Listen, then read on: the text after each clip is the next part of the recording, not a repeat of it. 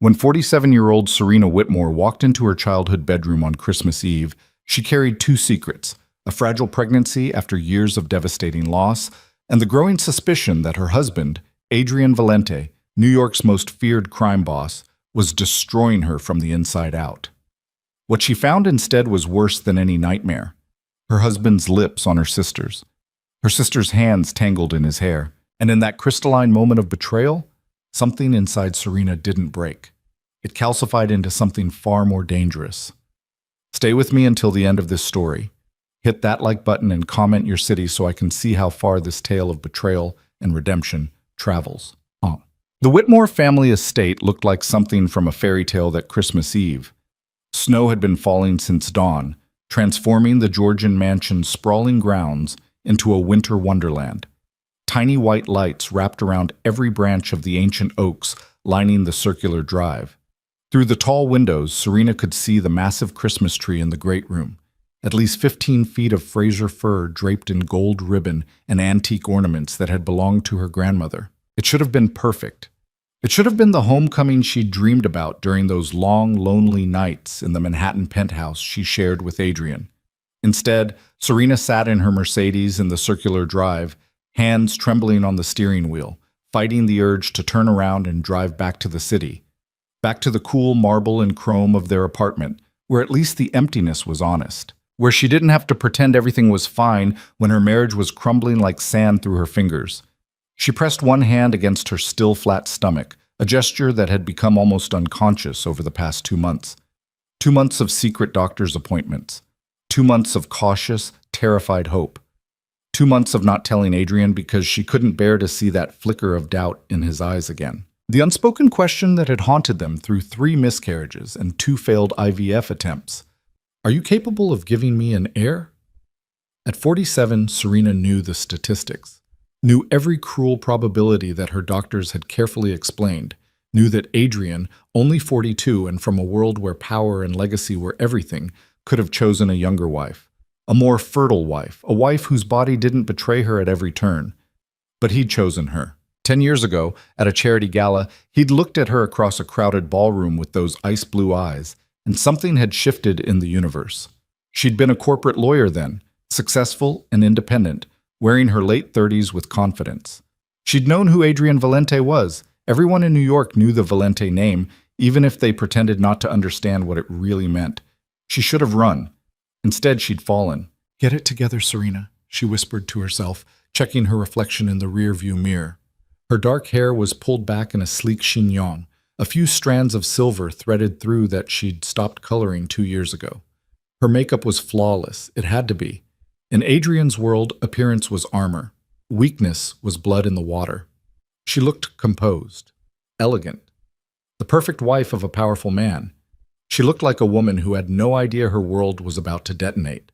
Serena gathered her Louis Vuitton overnight bag and the carefully wrapped gifts she'd brought: cashmere for her mother, rare scotch for her father, a vintage Hermes scarf for Liana. She paused at that last one, feeling a strange flutter of unease she couldn't quite name. Her sister. Her beautiful, brilliant, perpetually restless baby sister.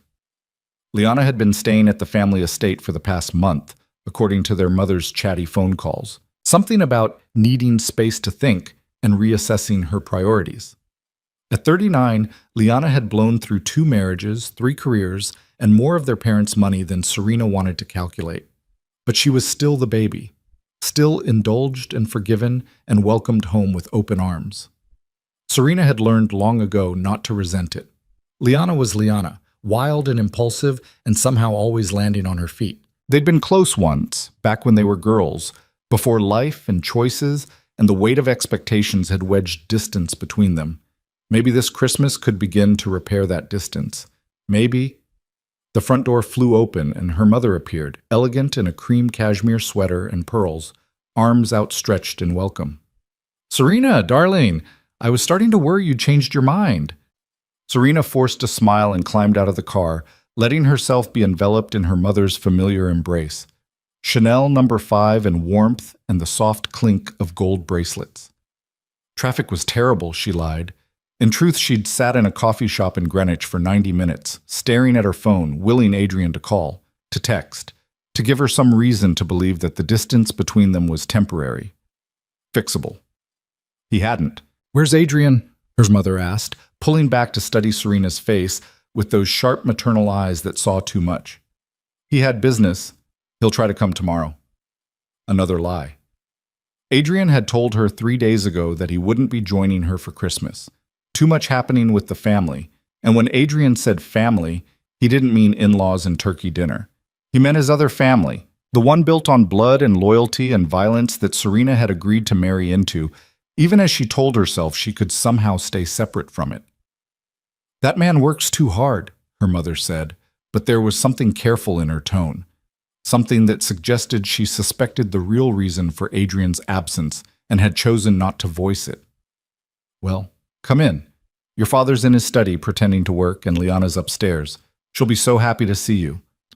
Serena followed her mother into the house, breathing in the familiar scents of her childhood, pine and cinnamon, wood smoke from the fireplace, the faint mustiness of old books from her father's library.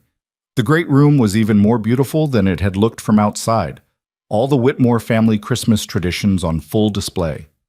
Stockings hung from the marble mantel, including one with her name embroidered in gold thread, still, even though she hadn't lived here in nearly 20 years. "I put you in your old room," her mother said, leading her up the curved staircase. "I know you probably think it's silly, but it just feels right having you back where you belong." Where you belong. The words echoed in Serena's mind as they climbed to the second floor. Did she belong here in this carefully preserved shrine to her childhood? Or did she belong in Adrian's world of late-night meetings and coded phone calls and the very careful dance of being married to power? Or did she belong nowhere at all? "I need to check on dinner," her mother said when they reached the second-floor landing. "Liana's been helping me plan the menu. She's developed quite the interest in cooking lately. Can you believe it? Your sister, who once burned water." Serena managed a laugh that felt only slightly forced. "Miracles do happen." "Indeed they do," her mother said, squeezing her arm. "I'm so glad you're home, sweetheart. It's been too long." Then she was gone, heels clicking back down the stairs, leaving Serena alone in the hallway of her childhood. Her old bedroom was at the end of the corridor, past Liana's room and the guest suite, and the storage room that still held boxes of their old school projects and childhood toys their mother couldn't bear to throw away. Serena walked slowly down the familiar hallway, overnight bag in one hand, trailing the other along the silk wallpaper her mother had chosen during a renovation 15 years ago. Family photos lined the walls. Serena and Liana as gap-toothed children, Serena's law school graduation, Liana's first wedding, the Whitmore family portrait taken the year before everything changed. She paused in front of her wedding photo. She and Adrian on the courthouse steps. They'd married quickly, quietly, over her parents' initial objections. Adrian in a charcoal suit, herself in a simple cream dress, both of them smiling. She remembered that day so clearly. The way he'd held her hand like she was something precious. The way he'd promised her everything without saying a word. When had that changed? When had his touch become perfunctory? When had the space in their bed grown so wide she might as well have been sleeping alone?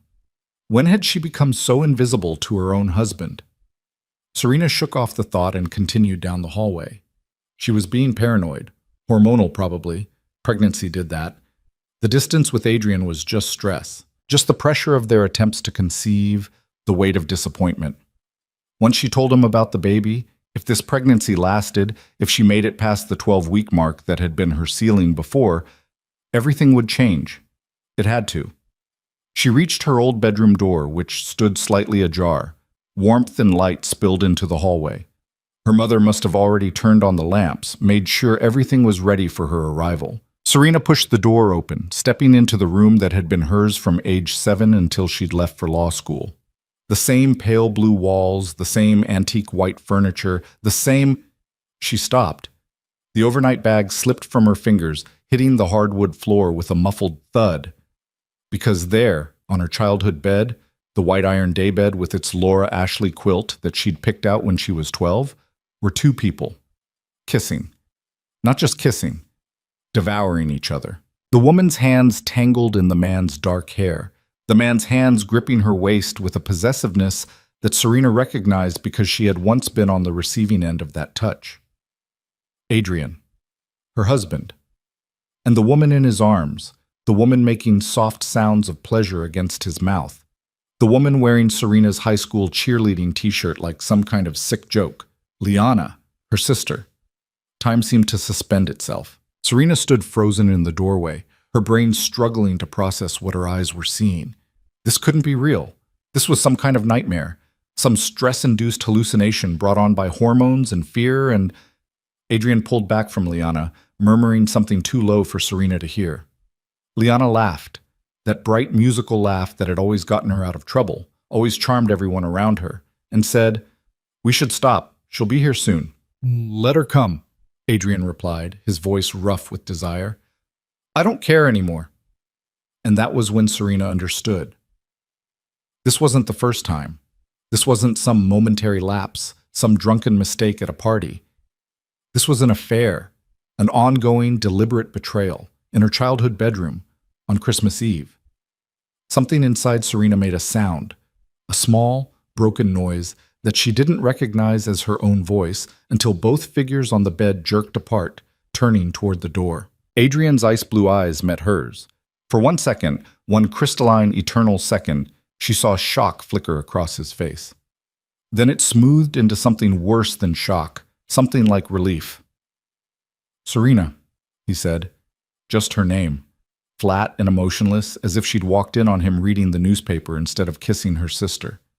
Liana scrambled off the bed, her face flushed, her long blonde hair disheveled. "Rena, we didn't mean for you to—" "How long?" Serena's voice came out steady, calm. She barely recognized it as her own. Her hand moved unconsciously to her stomach, protective, shielding the tiny life that Adrian didn't even know existed from this moment of destruction. "Serena, let me explain," Adrian said, standing.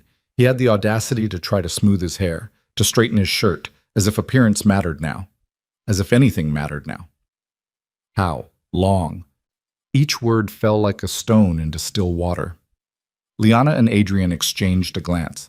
A whole conversation passed between them in that look, and Serena felt something crack inside her chest. This was intimacy. This was the kind of silent communication that should exist between a husband and wife, not between a husband and his wife's sister. 6 months, Adrian finally said. "Since June." 6 months. Serena's mind reeled. June. That was when she'd had the second failed IVF. When she'd come home from the clinic, devastated, and Adrian had told her he needed to go to Atlantic City for a week on business.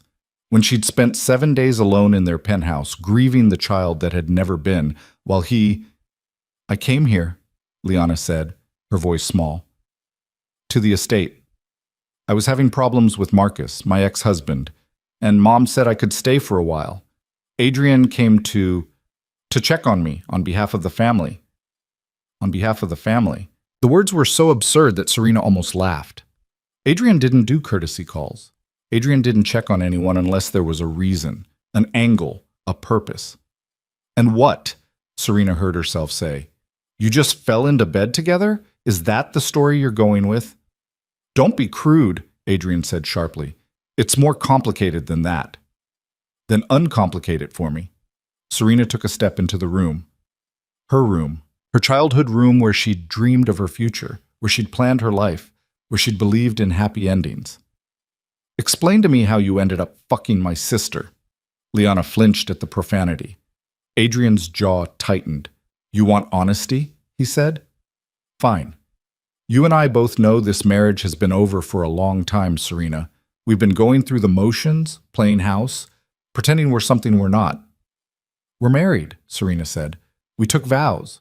"In my world, marriage is a business arrangement," Adrian replied. "You knew that when you agreed to this. The personal feelings, they fade. They always fade." "So you sought comfort with my sister."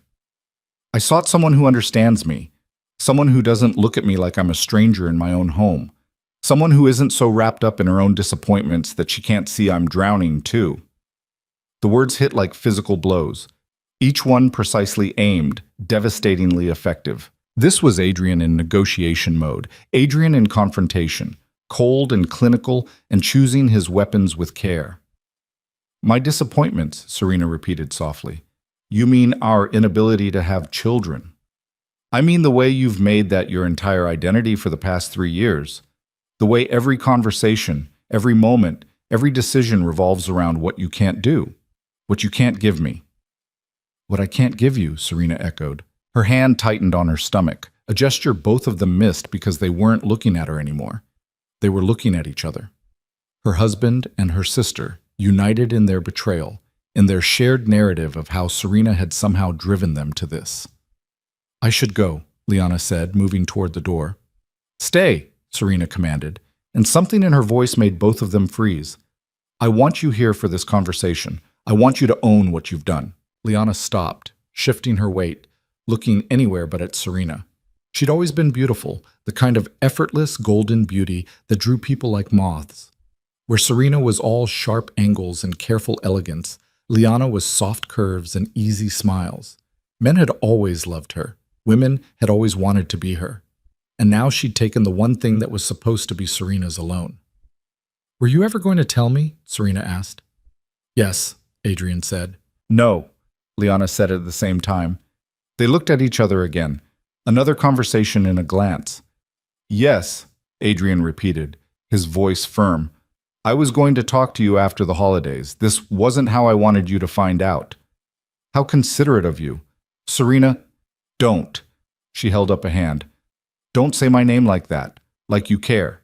Like you have any right to my name in your mouth after you've had hers. Silence fell, heavy and suffocating. Downstairs, Serena could hear her mother humming in the kitchen. The sound of normal life continuing on, oblivious to the fact that Serena's world had just imploded. I want a divorce, Adrian said. Of course he did. Of course this moment, this discovery, had been leading to this. Serena should have been devastated, should have been on her knees, begging, pleading. That's what the old Serena would have done. The Serena who had loved him so desperately that she'd ignored every red flag, every warning sign, every whisper about what kind of man he really was. But standing here, watching her husband and her sister avoid her eyes like guilty children, Serena felt something shift inside her. Something fundamental and irreversible. She thought of the baby growing inside her. Adrian's child.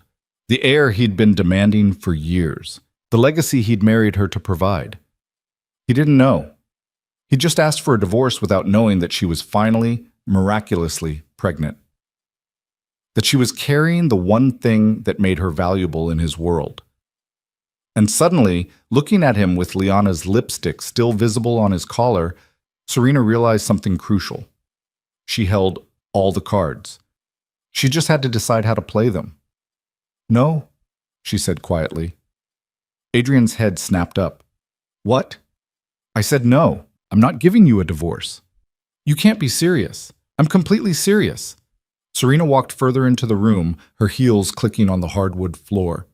She moved with deliberate grace, the way Adrian had taught her to move in his world, like a queen, like someone who belonged in rooms where power was currency.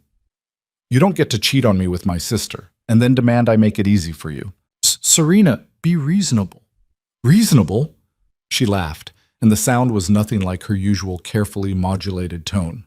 It was sharp and broken and real. You're asking me to be reasonable. That's rich. In my world, Adrian said, his voice taking on an edge that Serena recognized as danger. Marriage is a contract. Contracts can be dissolved when they no longer serve their purpose.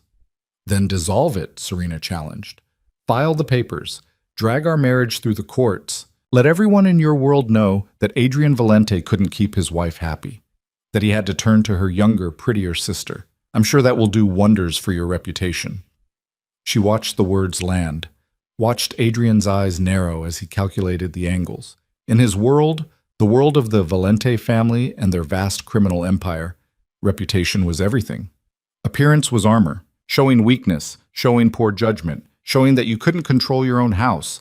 That was blood in the water. You wouldn't, he said. Try me. They stared at each other across the room that had once been Serena's safe haven. Two people who had promised to love each other, to honor each other, to build a life together. Two people who had become strangers playing a game of chess with each other's hearts. Reina, Liana said softly, please, don't make this harder than it has to be. Adrian and I, we're in love. Real love. The kind you read about. Serena turned to her sister slowly, took in the pleading expression, the hands clasped together like prayer, the tears gathering in those big blue eyes that had gotten Liana out of trouble since she was 6 years old. "The kind I read about," Serena repeated. "Tell me, Liana, in those romance novels you're so fond of, does the heroine usually steal her sister's husband? Is that how the fairy tale goes?" "It's not like that." "Then enlighten me. What is it like?" Liana's mouth opened and closed. For once in her life, she seemed to have no words, no charm, no easy explanation that would make everything okay. "You want to know what I think?" Serena continued, her voice deadly calm. "I think you've always been jealous of me, always wanted what I had. Not because you actually wanted it, but because you couldn't stand that I had something you didn't." "That's not fair." "Fair?" Serena's voice rose for the first time. "You want to talk about fair? I introduced you to Adrian at our wedding. You stood up as my maid of honor and smiled and toasted our happiness. And now you're fucking him in my childhood bedroom. Tell me about fair, Liana." "She didn't pursue me," Adrian interjected. "If you're going to blame someone, blame me." "Oh, I do," Serena assured him. "I blame you for every minute of the last 6 months, for every lie, for every time you came home to me after being with her, for every moment you let me believe our marriage meant something." "It did mean something," Adrian said. "Once. But people change, Serena. Feelings change. You can't force something that's dead." "Dead." Serena tasted the word, felt it settle into her bones. "Is that what we are? Dead? What else would you call it?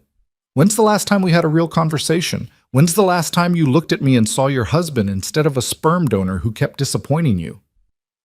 The cruelty of it stole Serena's breath. She had known Adrian could be cold, his world demanded it, but she'd never thought he would turn that coldness on her, not like this, not with such precision. "I see," she said quietly. "So this is my fault. My inability to conceive drove you into my sister's arms." "That's not what I said. It's what you meant." Silence again.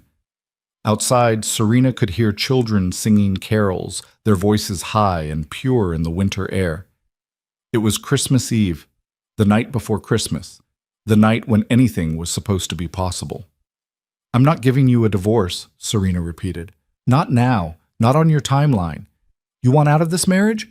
You're going to have to work for it." "Serena, I'm not finished." She held up a hand, stopping him. "You're going to go back to the city tonight. You're going to tell anyone who asks that you were called away on business. You're going to give me space and time to decide how I want to handle this.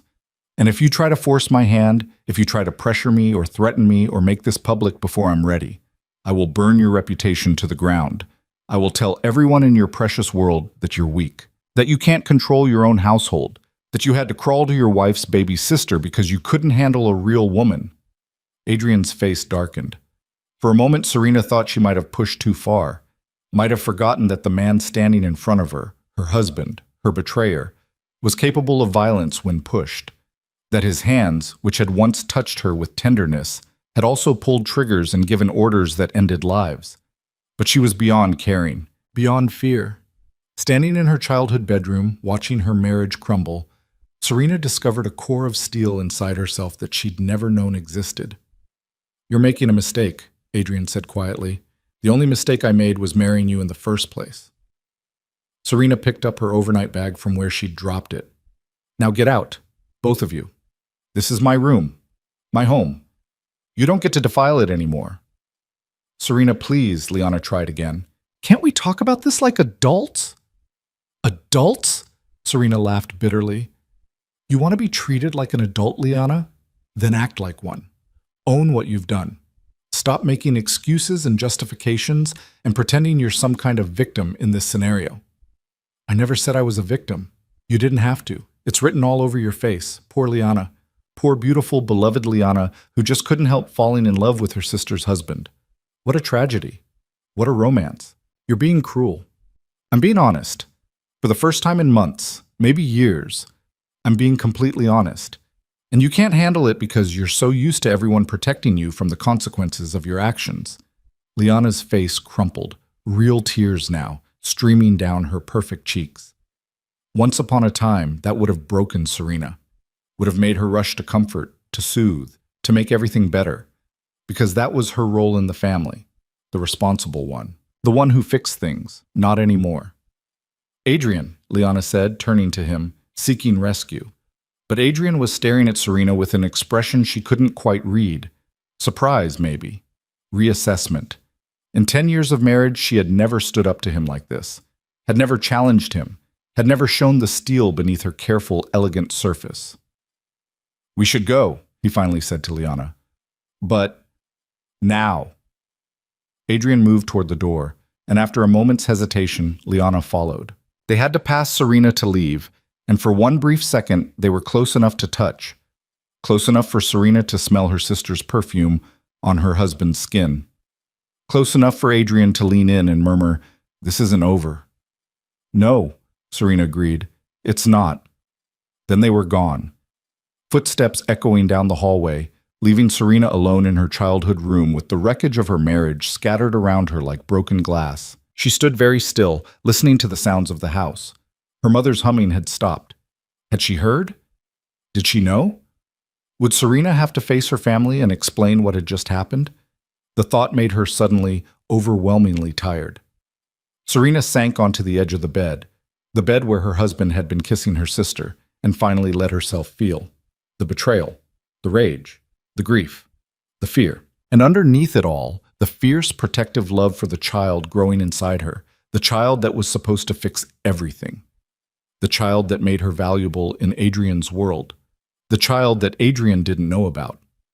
Serena pressed both hands to her stomach, feeling nothing yet but knowing life was there, growing, depending on her, needing her to be strong. "I won't let them hurt you," she whispered to the baby. "I won't let them take you from me. I won't let them win." It was a promise, a vow, more sacred than any wedding oath she'd spoken to Adrian. And as Serena sat in her childhood room on Christmas Eve, watching snow fall past the window, she began to understand something crucial. She wasn't the weak, desperate woman Adrian thought she was.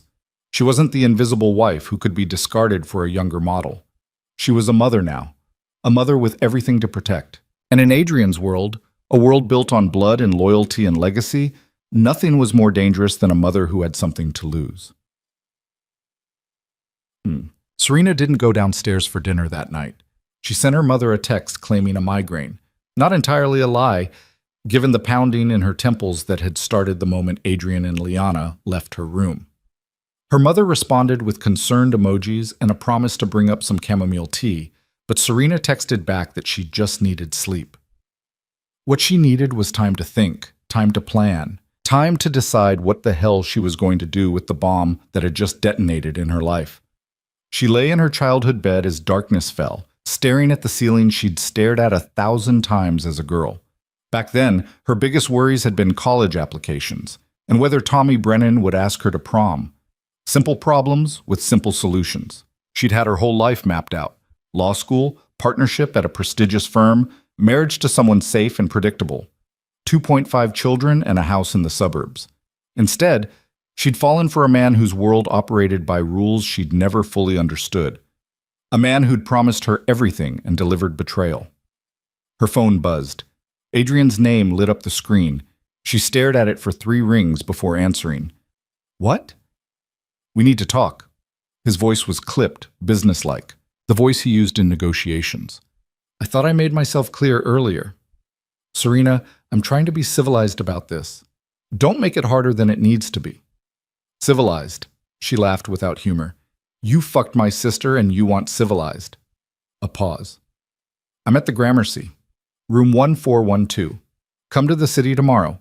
Let's discuss this like rational adults." "So you can railroad me into signing divorce papers?" "I don't think so." "I'm not trying to railroad you. I'm trying to find a solution that works for both of us." "Both of us," Serena repeated. "Or all 3 of us? Is Liana there with you?" Silence answered her question. "Unbelievable," she breathed. "You couldn't even give me one night, one Christmas Eve without rubbing my face in it." She had nowhere else to go. "Your parents would have questions if she stayed." "My parents?" "Right. Because we wouldn't want to upset my parents by revealing what their precious baby girl has been doing." "Serena, "Don't call me again tonight," she interrupted. "Don't text me, don't contact me at all unless the building is on fire. And even then, you might want to consider other options." She hung up before he could respond, then turned off her phone entirely. Let him wonder. Let him stew. Let him feel even a fraction of the powerlessness she'd felt walking into that room. But sleep wouldn't come. Serena lay awake as the house settled into nighttime quiet, listening to the familiar creaks and sighs of the old mansion. At midnight, she heard her parents come upstairs, their muffled voices carrying through the walls. At 1 a.m., she heard what sounded like crying from Liana's room, soft, pitiful sobs that probably would have worked on anyone else. At 2 a.m., Serena gave up on sleep entirely. She turned her phone back on, ignoring the 17 missed calls from Adrian and 3 from Liana, and did what any modern woman in crisis does. She Googled how to protect yourself in a divorce from a powerful spouse, how to document infidelity, how to secure assets before separation, New York divorce law, community property, prenuptial agreements. That last one made her stomach sink. She and Adrian had signed a prenup, his lawyers had insisted, and she'd been too in love to care about the details. She pulled up the PDF she'd saved years ago and read through it with lawyer's eyes instead of a bride's. It was worse than she remembered. In the event of divorce, she'd get a modest settlement, enough to live comfortably, but nowhere near the lifestyle she'd grown accustomed to. No claim on any of Adrian's business holdings, no spousal support after 2 years, nothing for infidelity or fault. Unless there were children. Serena's hand moved to her stomach. The prenup had a completely different clause for divorce when children were involved. Generous support, continued lifestyle maintenance, protected assets for the children's benefit.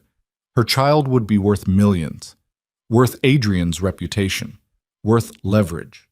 If she told him now, he'd know she was trapped, know that she needed him financially, at least until the baby was born. He'd use it against her, use the pregnancy to control her, to make her compliant. But if she waited, if she let him think she was just being stubborn, if she played this smart. Serena sat up, mind racing. She opened a new browser tab and searched for a different kind of information. High-risk pregnancy specialists, the best maternal fetal medicine doctors in New York. Places where she could receive care without Adrian finding out. Because suddenly, keeping this pregnancy secret wasn't just about protecting herself from another loss. It was strategy, it was power, it was survival. When dawn finally broke on Christmas morning, Serena had a plan. Not a complete plan. Not yet. But the beginnings of one. She would go back to the city. She would maintain the appearance of considering Adrian's demands. She would watch and wait and gather information. And she would protect her child at all costs. She dressed carefully in dark jeans and a cashmere sweater, applied minimal makeup to hide the shadows under her eyes, and went downstairs to face her family. Her mother was already in the kitchen, preparing the elaborate Christmas brunch that was Whitmore tradition. She looked up when Serena entered, concern written across her face. "Sweetheart, how's your head?" "Better," Serena lied. "I'm sorry about last night." "No apology needed. I'm just glad you're here." Her mother paused, hands stilling on the whisk she'd been using to scramble eggs. "Liana left early this morning. She said something came up in the city." Of course she had. Probably ran straight back to Adrian the moment Serena cut off communication. "That's too bad," Serena managed. "Is everything all right between you two? You seemed tense when you arrived yesterday." Serena met her mother's eyes, saw the worry there, the maternal instinct that something was very wrong. For a moment, she considered telling her everything, unburdening herself the way she had as a child, letting her mother fix it with wisdom and warmth. But this wasn't a skinned knee or a bad grade. This was her marriage, her life, her choice to make, and her mother had always had a blind spot where Liana was concerned. Always made excuses, always smoothed things over. "We're fine," Serena said, "just the usual sister stuff." Her mother didn't look convinced, but she let it drop. "Your father wants to do presents after brunch. He's been like a child himself, sneaking around hiding things." The normalcy of it, the ordinariness of Christmas morning with her parents, made Serena want to scream. How could the world just continue when everything had changed? How could there be presents and brunch and holiday traditions when her life was imploding? But she smiled and nodded and helped her mother cook, falling into the familiar rhythms of their kitchen dance. And when her father came downstairs in his ridiculous Santa hat that he'd worn every Christmas since she was 6, she laughed at his jokes and opened her gifts and pretended everything was fine. She was good at pretending. 10 years with Adrian had taught her that. By noon, Serena couldn't take it anymore. She made excuses about work emails, about needing to get back to the city, about Adrian expecting her. Her parents accepted it with disappointed understanding, and her mother packed up leftovers and Tupperware that Serena would probably throw away. The drive back to Manhattan took 3 hours in holiday traffic. 3 hours of planning, strategizing, trying to stay one step ahead of Adrian's next move. By the time she pulled into the parking garage of their building on Central Park West, Serena had made several decisions. First, she would see her doctor immediately after the holidays, get a full workup, ensure the pregnancy was progressing normally, establish care somewhere Adrian would never think to look. Second, she would contact Marcus Reynolds, the only lawyer she knew who wasn't somehow connected to the Valente family network. Marcus owed her a favor from a case they'd worked together 5 years ago. He'd give her honest advice.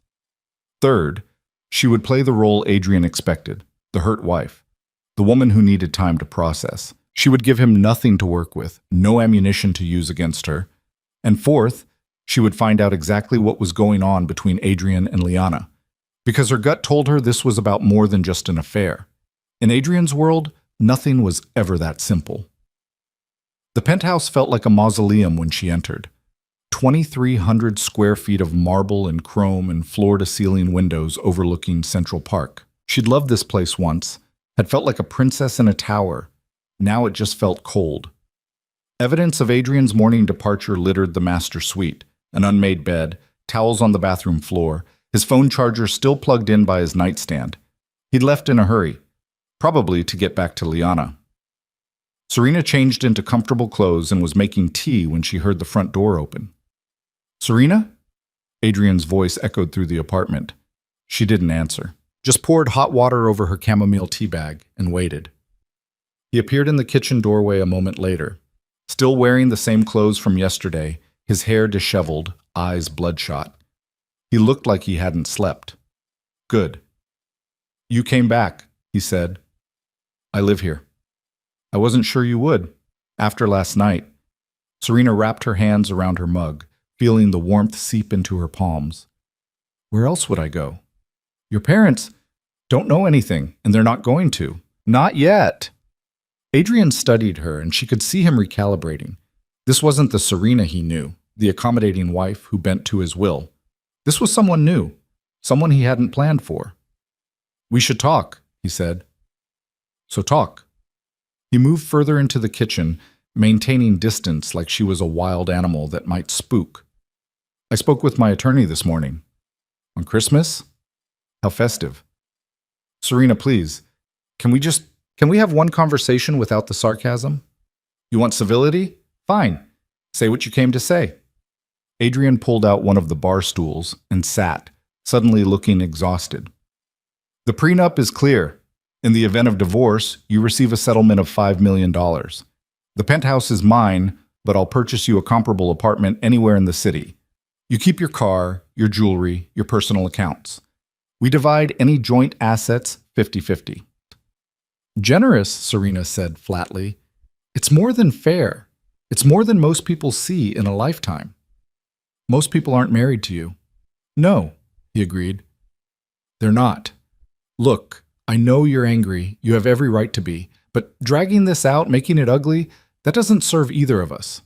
Serena took a sip of her tea, let the silence stretch, finally asked the question she needed answered. "Why Liana?" Adrian looked away. "Does it matter?" "It matters to me. She's different, lighter. Being with her doesn't feel like drowning."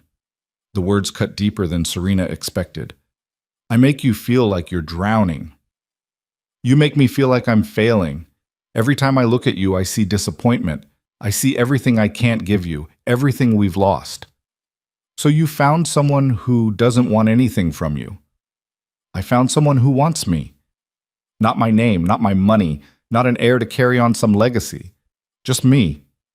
Serena wanted to laugh, to scream, to tell him how naive he was if he thought Liana didn't want his money, his power, his status. But she kept her face neutral. "And what does Liana get out of this arrangement?" she asked instead. "What do you mean?" "I mean, my sister doesn't do anything without a reason. She's been married twice, both times to wealthy men. Both times she walked away with a fortune, so what's her angle here?" Adrian's eyes narrowed. "You think she's using me?" "I think she's using both of us. I just can't figure out why yet." "You're being paranoid." "Am I?" "Think about it, Adrian. When did this start? Right after my second failed IVF. Right when I was at my most vulnerable. Right when you were frustrated and angry and questioning everything. That's not coincidence." "So what are you suggesting? That she planned this?" "I'm suggesting that my sister is very good at being exactly what people need her to be. And right now, you need her to be the opposite of me." Adrian stood, agitation clear in every line of his body. "This is exactly what I'm talking about. You analyze everything. You can't just feel something without dissecting it. That's what lawyers do. We analyze. We look for patterns. We find the truth. The truth is that I'm in love with her. That's all the analysis I need." Serena set down her mug carefully. "You're in love with her?" "Yes." "After 6 months?" "Yes." "But you loved me once too. Remember that, Adrian. You loved me enough to marry me, to promise me forever, to tell me I was the only woman you'd ever need. What happened to that love?" "People change." "No," Serena interrupted. "People don't change that much. Not in 10 years, not without a reason." She moved closer to him, studying his face the way she used to study witnesses on the stand. "What happened? What really happened that made you decide our marriage was over?" Adrian's jaw tightened. For a moment she thought he might tell her, might give her the truth she was searching for. Instead, he said, "I want you to sign the papers. I'll have them drawn up after New Year's. We can be done with this by February." "And if I refuse?" "Then I file anyway. You can contest it, drag it through the courts, but the outcome will be the same. The only difference is how much we both suffer in the process." "You'd do that to me, after everything." "I'd do that to free us both. This marriage is over, Serena. Holding on to it is just prolonging the inevitable." She wanted to tell him. Wanted to see his face when she revealed that she was pregnant, that she was carrying the heir he'd always demanded, that everything he thought he knew was about to change. But something held her back. Some instinct that whispered, "Not yet. Not until you understand what's really happening here." "Fine," she said instead. "Have your lawyer draw up the papers. I'll review them." Adrian's expression shifted to surprise. "You'll review them?" "I didn't say I'd sign them. I said I'd review them. I want to see exactly what you think our marriage was worth." "Serena, that's my offer. Take it or leave it." They stared at each other across the kitchen island, two people who'd once shared everything, now separated by a distance that felt oceanic. "All right," Adrian finally said. "I'll have them sent over next week." "Good. Now if you'll excuse me, I'm tired. I'm going to lie down. I need to pack some things. I'll be staying at the Gramercy for now." "How considerate. Don't wake me when you leave." Serena walked to the master bedroom with her spine straight and her head high, every inch the composed woman Adrian had married. Only when she closed the door did she let herself collapse against it, sliding down to the floor as her carefully maintained control shattered. This was real. This was happening. Her marriage was ending, her husband was leaving her for her sister, and she was pregnant with a child whose father didn't want her anymore. The tears came then, hot and angry and helpless. She pressed her hands against her mouth to muffle the sobs, not wanting to give Adrian the satisfaction of hearing her break. But even as she cried, even as grief threatened to overwhelm her, that core of steel remained, that fierce determination to protect what was hers. She heard Adrian moving through the apartment, gathering clothes and toiletries and whatever else he thought he needed for his new life. Heard the front door open and close. Heard the silence that followed. Only then did Serena pull herself together. She washed her face, changed into pajamas, and climbed into the bed she'd shared with Adrian for 10 years. The sheets still smelled like him, sandalwood and mint and something uniquely his. Tomorrow, she'd change them. Tomorrow, she'd start erasing him from this space. But tonight, she let herself remember. The way he'd carried her over the threshold of this apartment. The way he'd made love to her like she was precious. The way he'd held her after each miscarriage and promised her they'd try again. Had those moments been real? Or had she been fooling herself all along? Her phone buzzed, a text from an unknown number. We need to talk. Not about Adrian. About the real reason I'm here. Meet me tomorrow. 3 p.m. The Met. Egyptian Wing. Come alone. L. Serena stared at the message, reading it 3 times. The real reason I'm here. So she'd been right. There was more to this than just an affair. She should ignore it. Should block Liana's number and never speak to her again. But curiosity, and that lawyer's instinct for finding the truth, wouldn't let her. She typed back one word. Fine.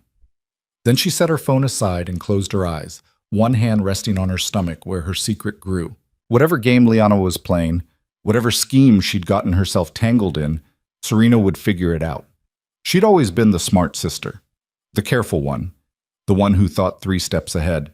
And right now she needed to think further ahead than she'd ever thought before, because she wasn't just protecting herself anymore, she was protecting her child. The next morning, Serena woke to an empty apartment and a determination that felt almost foreign. She'd spent 10 years accommodating Adrian's world, adapting to his needs, making herself smaller to fit into the spaces he allowed her. No more. She spent the morning researching maternal-fetal medicine specialists, making notes, cross-referencing reviews. By noon, she'd narrowed it down to 3 doctors, all affiliated with hospitals where Adrian's family had no connections. She'd make appointments after New Year's. At 2:30, she dressed in designer armor, Armani pants, a silk blouse, her Burberry coat, pearl earrings, minimal makeup. The image of a woman in complete control. The Met was crowded with tourists and families enjoying the holiday week. Serena moved through the Greek and Roman galleries toward the Egyptian wing, her heels clicking on the polished floors. She found Liana in front of the Temple of Dendur, staring at the ancient structure like it held answers. You came, Liana said without turning around. You said it was important. It is. Liana finally looked at her, and Serena was startled by how terrible she looked. Dark circles under her eyes, her skin pale, her hair pulled back in a messy ponytail. This wasn't the glowing other woman. This was someone who was scared. What's going on, Liana? Not here. Too many cameras. There's a cafe on the lower level. No one ever goes there. Serena followed her sister through the museum, down a back staircase to a small cafe that was indeed nearly empty. They chose a table in the corner, far from anyone who might overhear. Talk, Serena commanded. Liana's hands shook as she wrapped them around a paper cup of coffee. I need you to understand something. I didn't want this. Any of this. You seemed pretty willing yesterday in my bedroom. That was... Liana closed her eyes. That was necessary. To keep up appearances. Appearances for who? For Adrian, for Victor, for everyone who's watching. Victor? Serena leaned forward. Victor Marino? Victor Marino was Adrian's underboss, his second in command, a cold, calculating man who'd always made Serena's skin crawl. She'd met him a handful of times at family functions and had gone out of her way to avoid him ever since. How do you know about Victor? Liana asked. I'm married to Adrian. I pay attention. Serena kept her voice low, conscious of even the empty cafe's potential for eavesdropping. What does Victor have to do with you sleeping with my husband? Liana took a shaky breath. Everything. He has everything to do with it. And then, in a rushed whisper, Liana told her the truth. It had started in June, just like Adrian said. But it hadn't started with attraction or chemistry or any of the romantic nonsense Liana had spouted yesterday. It had started with blackmail. Liana's second ex-husband, Marcus, had gambled himself into debt with some very dangerous people. People connected to Victor Marino's crew. When Marcus couldn't pay, they'd come after Liana instead. She'd signed as a guarantor on some of his loans, thinking they were legitimate business ventures. Victor had offered her a deal. Work off the debt by getting close to Adrian, by feeding Victor information about Adrian's operations, his plans, his weaknesses. He wanted me to seduce him, Liana said, tears streaming down her face now. Said Adrian was vulnerable because of your fertility problems. Said a man like that would be easy prey for the right woman. And if I didn't do it, if I didn't help them, they'd kill me. They'd make it look like an accident, and no one would ever know. Serena felt like the floor had dropped out from under her. You're saying this whole affair is staged? Not entirely. Adrian thinks it's real. He thinks we're in love, but I'm just doing what I have to do to stay alive. And the information you're giving Victor? Business deals, territory disputes, who Adrian's meeting with, when, where. Liana wiped at her eyes with shaking hands. I know it's wrong. I know it's betrayal, but Serena, they showed me pictures of what they do to people who don't cooperate. I was terrified. Why didn't you come to me? To Adrian? To anyone who could actually help? Because Victor said if I told anyone, they'd know. They'd kill me and go after Mom and Dad too. Make it look like a home invasion. He was very specific about the details. Serena's mind raced, sorting through implications and strategies. What does Victor want? What's his endgame? He wants to take over. He thinks Adrian's gotten soft, thinks the family needs new leadership, and he wants me to help him find the leverage to make it happen. What kind of leverage? Liana met her eyes. The kind that comes from Adrian getting a divorce, from him looking weak and distracted, from him choosing his mistress over his wife and damaging his reputation with the old guard families who care about that kind of thing. The pieces clicked into place with horrifying clarity. Adrian asking for a divorce, Adrian so eager to formalize his relationship with Liana, Adrian making his private life public in a way that would absolutely damage his standing with the traditional crime families who still valued the appearance of stable marriages.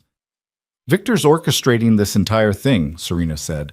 The affair, the divorce, all of it. He's using you to destabilize Adrian. Yes, and now he wants more. More what? Liana pulled an envelope from her purse and slid it across the table. He wants you gone. Not just divorced, gone.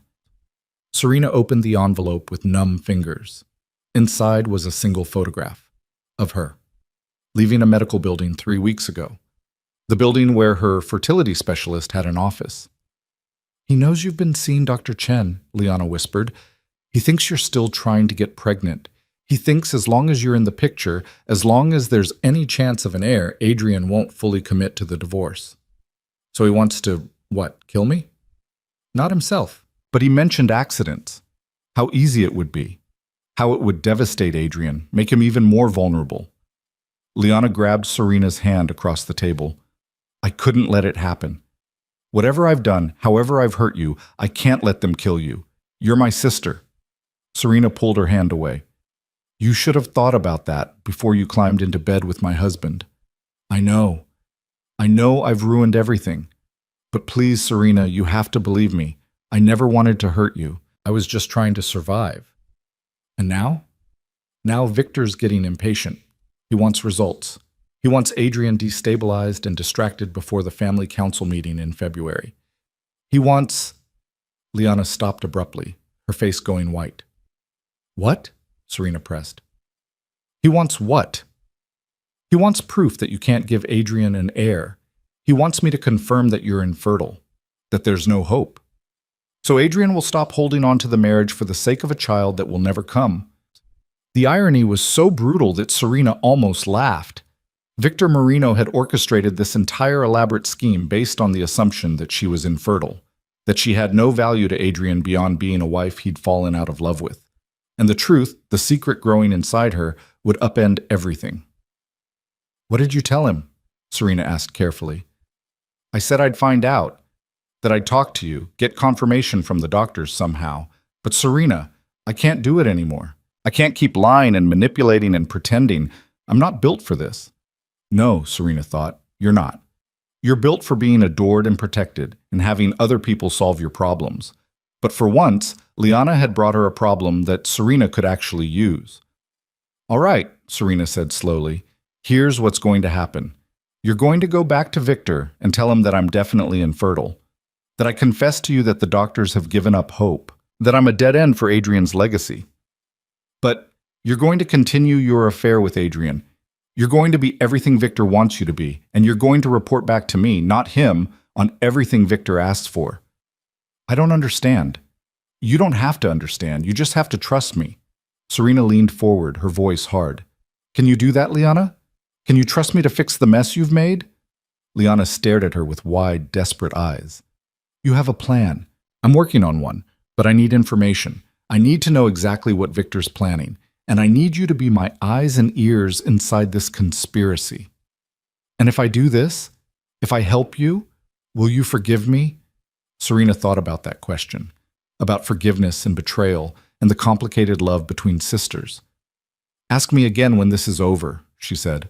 "Right now, I just need to know if you're with me or against me." "I'm with you," Liana said quickly. "I've always been with you, even when it didn't look like it." "Then prove it. Go back to your life with Adrian, keep Victor satisfied, and wait for my instructions." They sat in silence for a moment, the weight of conspiracy settling over them like a shroud. Finally, Liana asked, "What are you going to do?" Serena thought about her secret, about the child Victor Marino didn't know existed, about the power that knowledge gave her. "I'm going to do what I do best," she said. "I'm going to play the long game. And when this is over, Victor Marino is going to wish he'd never heard the name Whitmore." She stood, gathering her coat and purse, preparing to walk back into the winter afternoon with a purpose she hadn't felt in years. "Serena?" Liana called as she turned to leave. "What?" "I really am sorry for everything." Serena looked at her sister, broken and scared, and so much weaker than she'd always seemed. Once upon a time, she would have comforted her, would have promised everything would be okay. But that Serena was gone. The woman who stood here now had been forged in betrayal and tempered in fury. "Save your apologies," she said quietly. "You're going to need them when this is finished." Then she walked away, leaving Liana alone with the ancient temple and the weight of her choices, while Serena went to wage a war she was only beginning to understand. The car service dropped Serena at the penthouse 20 minutes later, but she didn't go inside.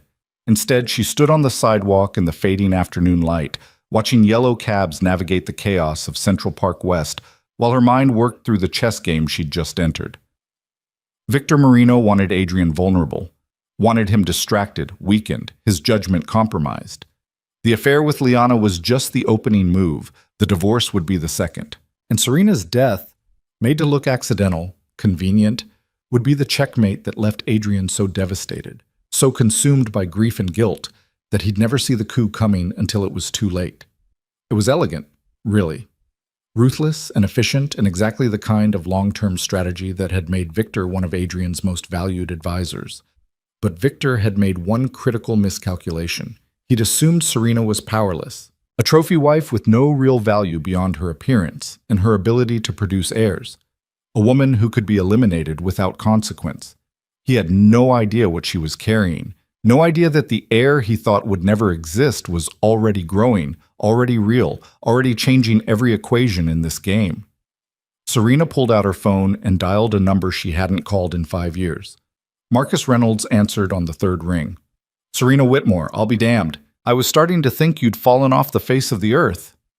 "I need your help, Marcus, and I need your discretion." A pause.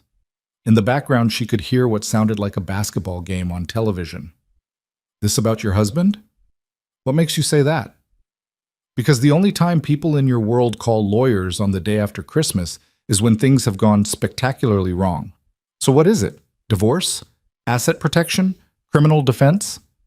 "All of the above, potentially." Marcus whistled low. "That bad, huh? All right, can you come to my office tomorrow, say 10 a.m.? "I'll be there." "And Serena? Whatever this is, whatever you're dealing with, watch your back. Adrian Valente's world doesn't play by the rules you and I learned in law school." "I know," she said quietly. "That's why I'm calling you." She ended the call and finally went inside, riding the elevator to the penthouse in silence. The apartment felt even emptier than it had that morning. Adrian had taken more of his things. His cologne was gone from the bathroom. His reading glasses no longer on the nightstand. The leather jacket he wore on weekends missing from the closet. He was erasing himself from her life piece by piece. Soon there would be nothing left but ghost memories and the cold comfort of a generous divorce settlement. Except that wasn't going to happen. Not if Serena had anything to say about it. She spent the evening making notes, building timelines, trying to construct a picture of Victor's operation from the fragments Liana had given her. The affair had started in June. 6 months of Liana feeding information to Victor. 6 months of Victor watching Adrian, learning his patterns, identifying vulnerabilities. The family council meeting was in February, 6 weeks away. Whatever Victor was planning would come to a head then, when all the major players in the Valente organization gathered to discuss territory, earnings, and strategy. If Victor was going to make a move against Adrian, that's when he'd do it. In front of witnesses. In front of the people whose support he'd need to legitimize a transition of power. Serena opened her laptop and started researching. Victor Marino had been with the Valente family for 15 years. He'd come up through the ranks quickly, proving himself capable and loyal. He'd saved Adrian's life twice, according to the stories she'd overheard at family dinners. He was respected, feared, and trusted, which made him the perfect person to orchestrate a betrayal. No one would see it coming until it was too late. Her phone buzzed with a text from Adrian. "Papers will be ready Thursday. Can we meet to discuss?" She stared at the message for a long moment before typing back. "Fine. Your lawyer's office. 2 p.m. I'm bringing representation." 3 dots appeared, then disappeared, then appeared again. Finally, "That's not necessary. This doesn't have to be adversarial." Serena almost laughed. "Everything about this is adversarial. See you Thursday." She silenced her phone and returned to her research, pulling up everything she could find about Victor Marino. His businesses, a restaurant supply company that was obviously a front, a waste management operation, a construction firm. His properties, a brownstone in Brooklyn, a house in the Hamptons, an apartment in Miami. His associates, his patterns, his life. There had to be something, some weakness she could exploit, some leverage she could use. At midnight, exhausted and no closer to a plan, Serena finally closed her laptop and went to bed. But sleep remained elusive. She lay in the darkness, one hand on her stomach, feeling nothing yet but knowing life was there, growing, depending on her to make the right choices. "I won't let them hurt you," she whispered into the darkness. "I promise." It was becoming her mantra, her prayer to a future she couldn't quite see but was determined to reach. Morning came too quickly. Serena forced herself through her usual routine: shower, coffee, the careful application of makeup that transformed her from exhausted to elegant. She dressed in a navy Tom Ford suit with a white silk shell underneath, pearls at her throat, her Cartier watch on her wrist, the armor of a woman who belonged in boardrooms and courtrooms and the halls of power. Marcus Reynolds' office was in Midtown, a modest suite in a building that had seen better decades. It was as far from Adrian's world of sleek penthouse offices and corner suites as possible, which was exactly why Serena had chosen him. Marcus himself looked exactly as she remembered. 6 feet tall, African-American, with close-cropped hair going gray at the temples and wire-rimmed glasses that gave him a professorial air. He'd been one of the best trial attorneys in the city before he'd gotten fed up with corporate law and started taking cases that actually interested him. "Serena." He stood when his assistant showed her in, coming around his desk to shake her hand. "You look good. Married life must agree with you." "Married life is ending," she said bluntly. "That's why I'm here." Marcus's expression shifted to professional concern. He gestured to the chairs in front of his desk. "Tell me everything." So she did. Not everything. She didn't mention the pregnancy, didn't mention Victor's plot, didn't mention Liana's role as an unwilling conspirator. But she told him about the affair, about Adrian's demand for divorce, about the prenuptial agreement that would leave her comfortable but nowhere near the level she'd grown accustomed to. Marcus listened without interrupting, taking notes on a legal pad in his precise handwriting. When she finished, he sat back in his chair and studied her over his glasses. "You want to fight this?" he said. It wasn't a question. "I want to understand my options." "Your options are limited. The prenup is solid. I assume Adrian's lawyers made sure of that. You could contest it, argue duress or lack of disclosure, but that's a long shot. More likely, you're looking at exactly what the prenup stipulates. Unless there are children." Marcus's eyebrows rose. "Are there?" "Not yet, but the prenup has different terms if children are involved." "Significantly different, I'm guessing." "Very." Marcus tapped his pen against his notepad. "So what are you really asking me, Serena? Because this feels like more than just a prenuptial review." She met his eyes. "If I were pregnant, hypothetically, and Adrian filed for divorce before he knew, would that change the terms?" "Depends on when he files versus when the child is born. If he files while you're pregnant, you could argue the prenup's children clause should apply. If he files before he knows you're pregnant, it gets murkier." A good lawyer could argue either way. And if I wanted to delay the divorce proceedings, stretch them out, what would be my best strategy? Marcus leaned forward.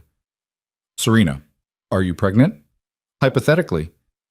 Hypothetically, you'd want to confirm the pregnancy with medical documentation.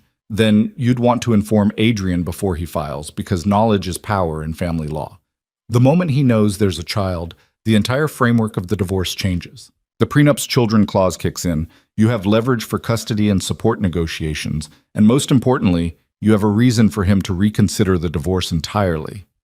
And if I didn't want him to know, if I wanted to keep it secret until I was further along?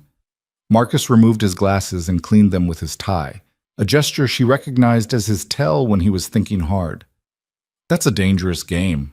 If he finds out you deliberately withheld information about a pregnancy during divorce proceedings, it could blow back on you spectacularly. Courts don't look kindly on deception, even with good cause. What if the cause is safety?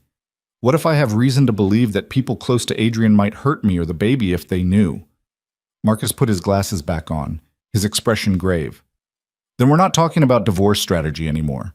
We're talking about protective measures, restraining orders, police involvement, witness protection potentially. That's not an option. Why not? Because the people she was protecting herself from were the same people who had cops on their payroll, judges in their pocket, and the kind of reach that made traditional legal protections meaningless. But she couldn't say that to Marcus. Because it would put other people at risk, she said instead. People I care about. Marcus studied her for a long moment. You're in over your head, aren't you? Probably, but I'm also the only person who can fix this. The smart move is to take the prenup settlement and walk away. $5 million is more than enough to start over, to build a new life somewhere else. And if walking away isn't an option, then you need to be very, very careful, because men like Adrian Valente, men with power and resources and the kind of connections I'm guessing he has, they don't lose gracefully. They especially don't lose to their wives. Serena stood, smoothing her skirt. Thank you, Marcus. This has been helpful. I haven't agreed to take your case yet, but you will, because you owe me a favor and because you're curious. And because somewhere under that cynical exterior, you still believe in helping people who need it. Marcus shook his head, but he was smiling slightly. You always were too smart for your own good. All right, I'll represent you. But Serena, be honest with me. What are we really dealing with here? I'll tell you when I know, she promised. Right now, I'm still figuring it out myself. She left his office with more questions than answers, but feeling stronger than she had in days. She had a lawyer, she had Liana's cooperation, however reluctant, and she had a secret that could change everything. Now she just needed to figure out how to use it. The meeting with Adrian's lawyers on Thursday was exactly as unpleasant as Serena expected. Christopher Hayden's office occupied the entire top floor of a glass tower in the financial district, all chrome and marble and floor-to-ceiling windows that overlooked the harbor. The kind of place designed to intimidate. Serena walked in with Marcus at her side and her head held high, refusing to be diminished by the surroundings or the three lawyers arrayed on the other side of the conference table. Adrian wasn't there. Serena wasn't sure whether to be relieved or insulted. Mrs. Valente. Christopher Hayden stood to greet her, all silver hair and practiced charm. Thank you for coming. I believe you know my associates, Jennifer Chen and David Walsh. Serena nodded acknowledgement, but didn't bother with pleasantries. Let's get to it. What are you proposing? They spent 90 minutes reviewing the divorce agreement. It was, as Marcus had predicted, exactly what the prenup stipulated, $5 million. A two-bedroom apartment anywhere in Manhattan. Her car, her jewelry, her personal accounts, clean, efficient, and designed to make her disappear quietly from Adrian's life. My client is being extremely generous, Christopher said when they'd finished. Most men in his position would fight for less. Most men in his position aren't trying to avoid looking like they abandoned their wife for her younger sister, Serena replied coolly. This isn't generosity, it's damage control. Christopher's smile tightened. Nevertheless, these are our terms. Sign the agreement, and we can have this finalized by March. April, at the latest. No. All three lawyers looked at her in surprise. No? Christopher repeated. I'm not signing anything today. My attorney needs time to review the documents, and I need time to consider my options. Mrs. Valente, Dragging this out serves no purpose. It serves my purpose, Serena interrupted, which is all I care about. You'll hear from us when we're ready to discuss this further. She stood, and Marcus followed her lead. They were halfway to the door when Jennifer Chen spoke up. Mrs. Valente, may I ask you something, off the record? Serena turned back. Jennifer was younger than the other lawyers, maybe 35, with intelligent eyes behind designer frames. What? Why are you fighting this?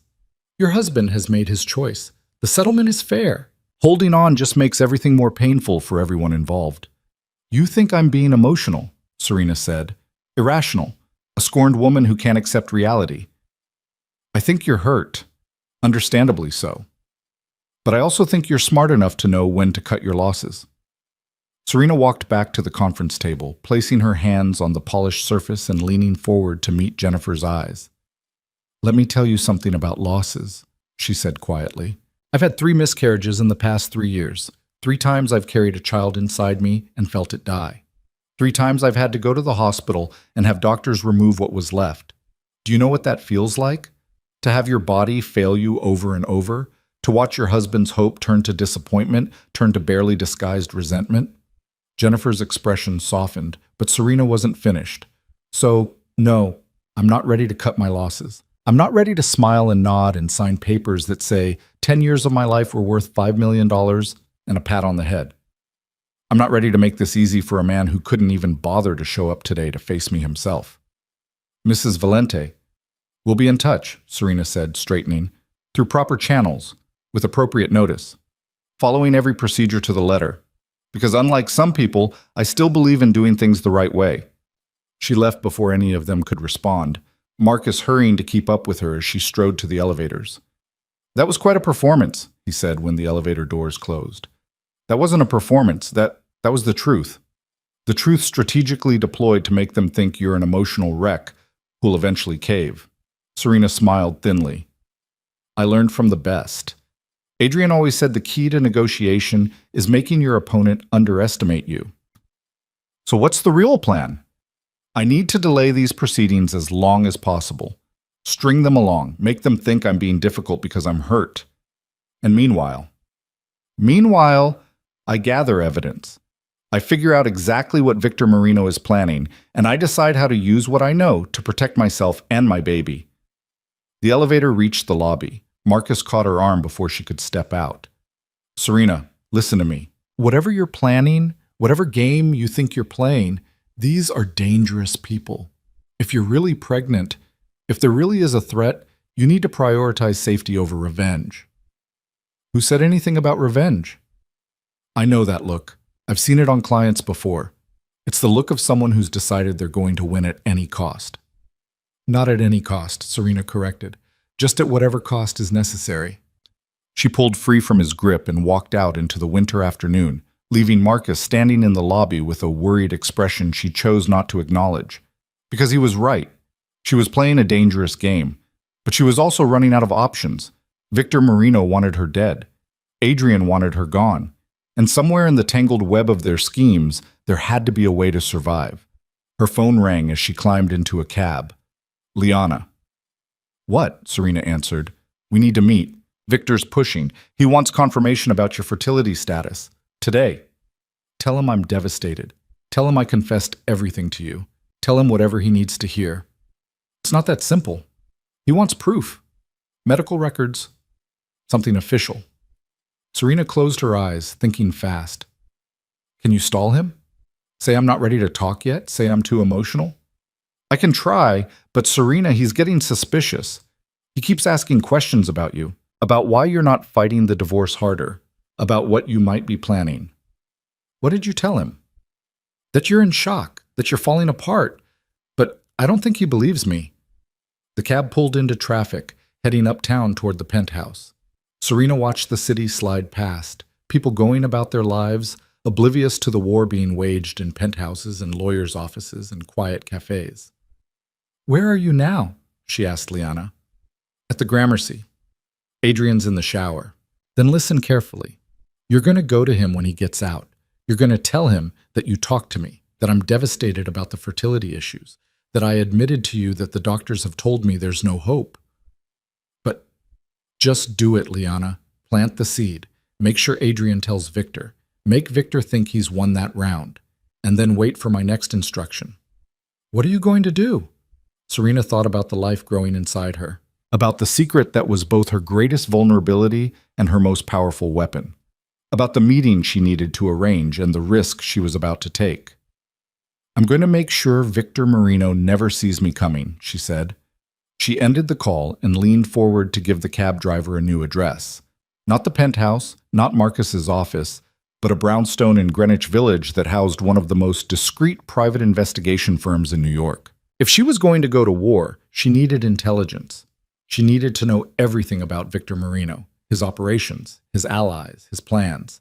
She needed evidence that could bring him down, and she needed it before he figured out what she was carrying and decided to accelerate his timeline for her death. The investigator's name was Rachel Kim, and she came highly recommended by a former colleague who'd used her services in a messy divorce case 3 years ago. Her office was small and cluttered, file boxes stacked against every wall, 3 computer monitors on a desk covered in coffee cups and legal pads.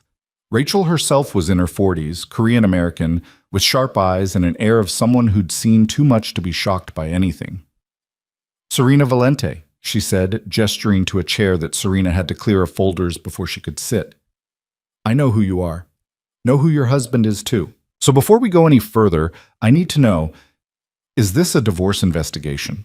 Because I don't touch organized crime. Not worth the headache or the risk.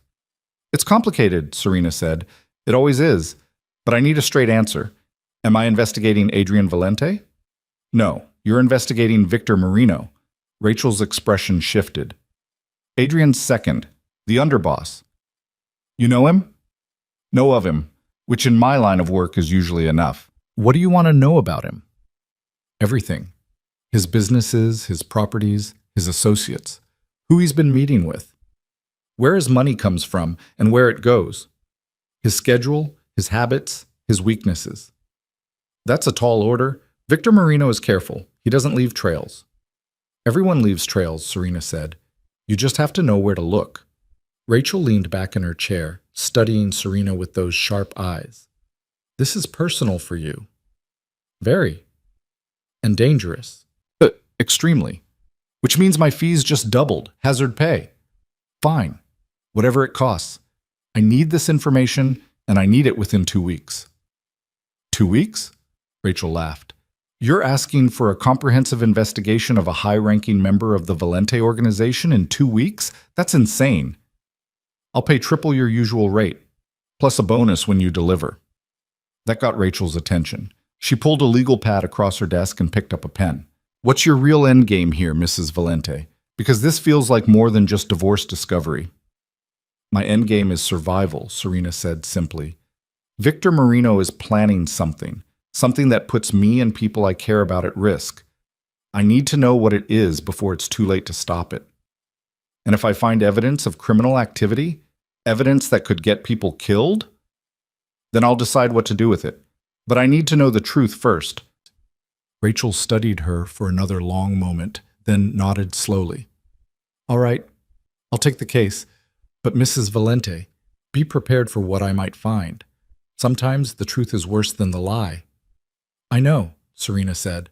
I'm counting on it.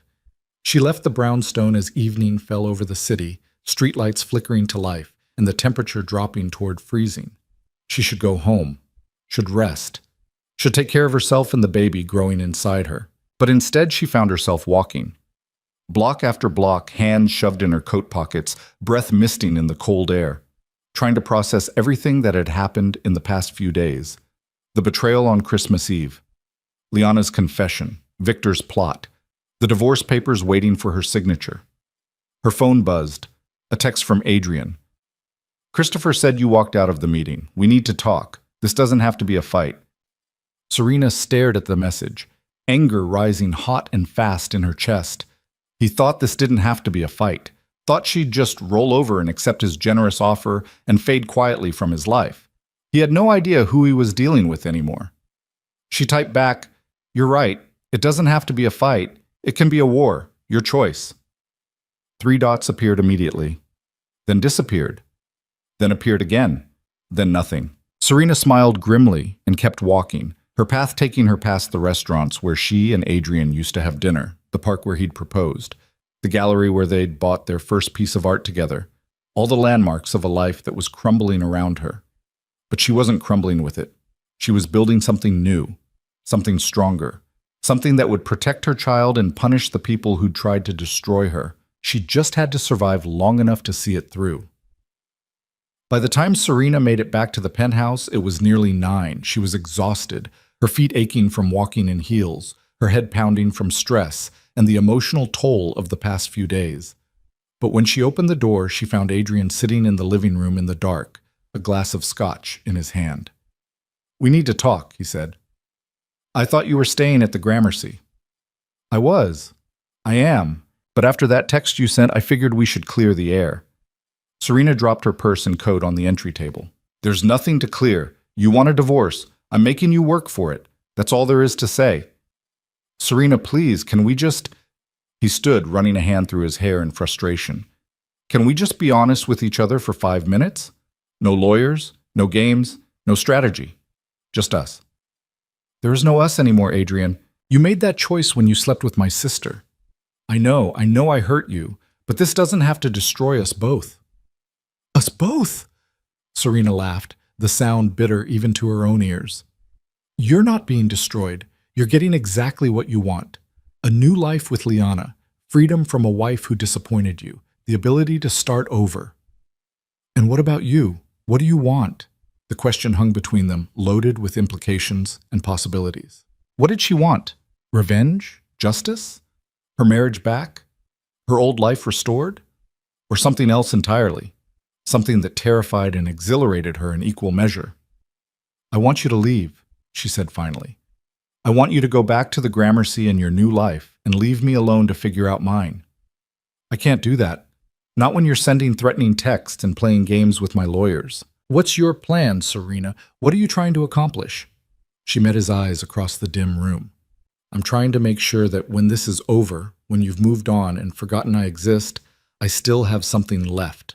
Some dignity, some control, some sense that I didn't just let you throw me away like I was nothing." Something flickered in Adrian's expression. Regret, maybe, or guilt. But it was gone too quickly to name. "You were never nothing," he said quietly. "You were everything. For a long time, you were everything. But not anymore.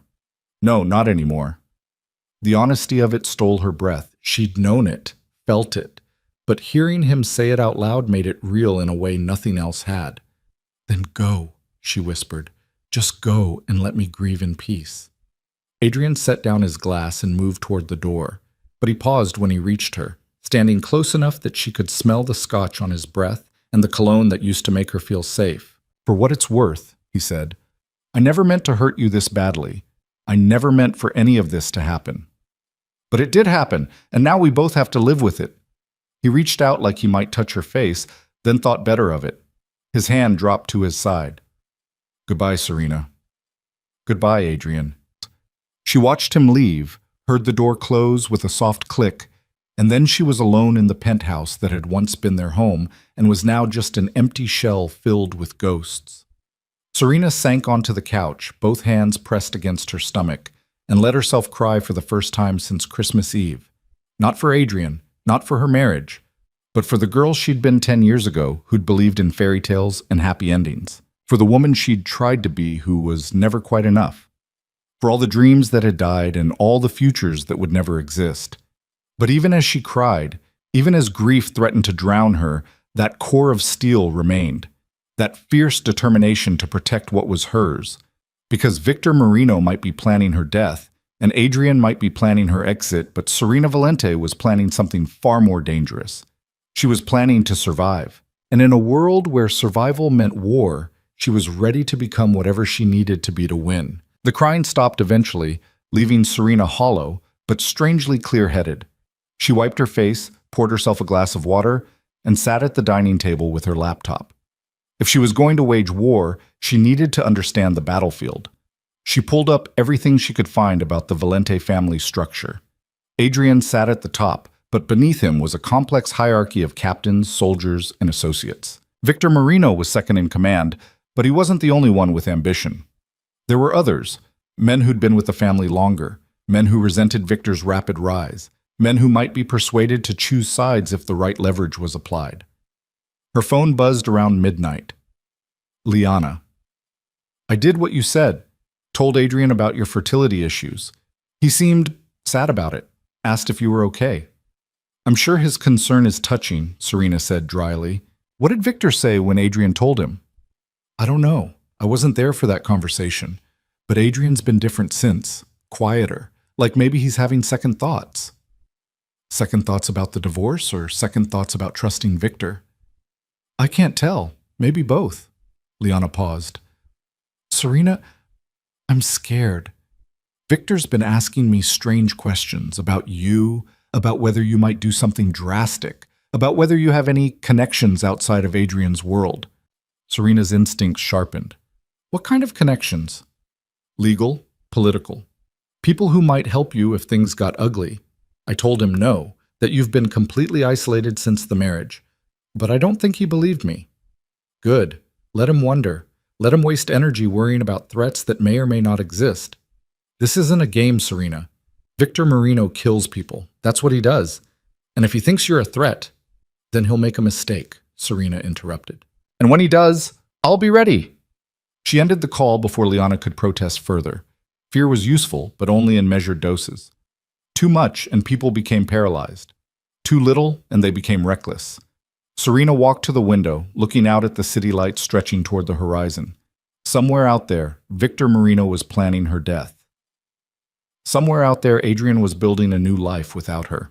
And somewhere out there, Rachel Kim was digging through Victor's secrets, looking for the weakness that would bring him down. The next week passed in a strange limbo. Serena went to the doctor, not Dr. Chen, but a specialist in Brooklyn that Rachel had recommended, someone with no connections to Adrian's world. The pregnancy was progressing normally. 8 weeks now, heartbeat strong, due date in late July. You're high risk because of your age and history, doctor, Sarah Okonkwo told her, reviewing the ultrasound images. But so far everything looks good. We'll want to monitor you closely. Weekly appointments until 12 weeks, then we'll reassess. No one can know about this, Serena said. Not yet. Is there any way to keep the records completely private? Dr. Okonkwo studied her over the rim of her glasses. I can keep them out of the standard system. But Mrs. Valente, if there's a safety issue, there is, but I'm handling it. Are you? Because in my experience, women who need this level of secrecy are usually in danger, and pregnant women in danger need help, not privacy. I have help. I have a lawyer. I have resources, and I have a plan. I just need time to execute it. Dr. Okonkwo didn't look convinced, but she nodded.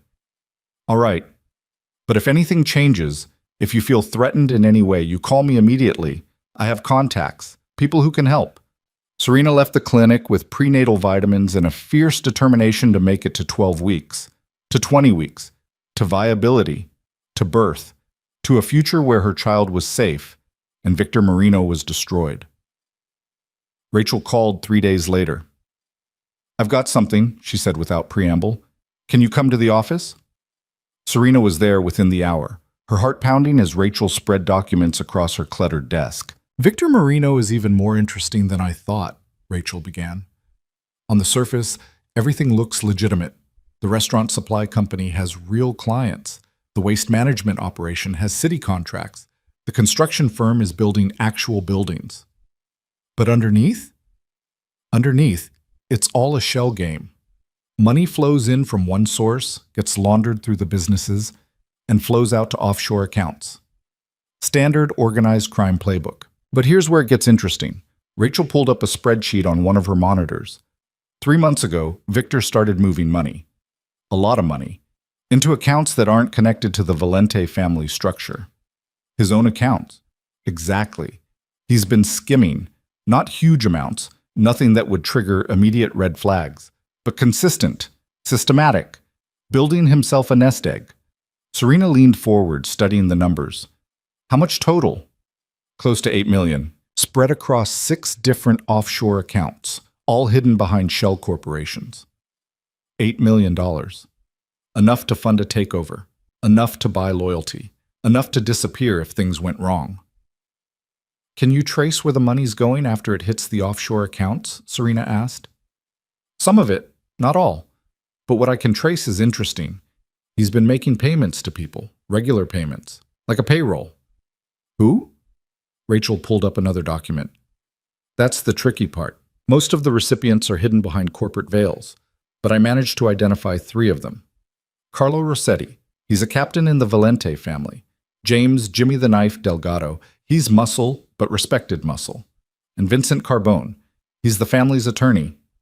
Serena sat back, processing. Victor wasn't just planning a coup, he was buying one. Building his own power base inside the Valente organization, paying key players to switch their loyalty when the time came. There's more, Rachel said.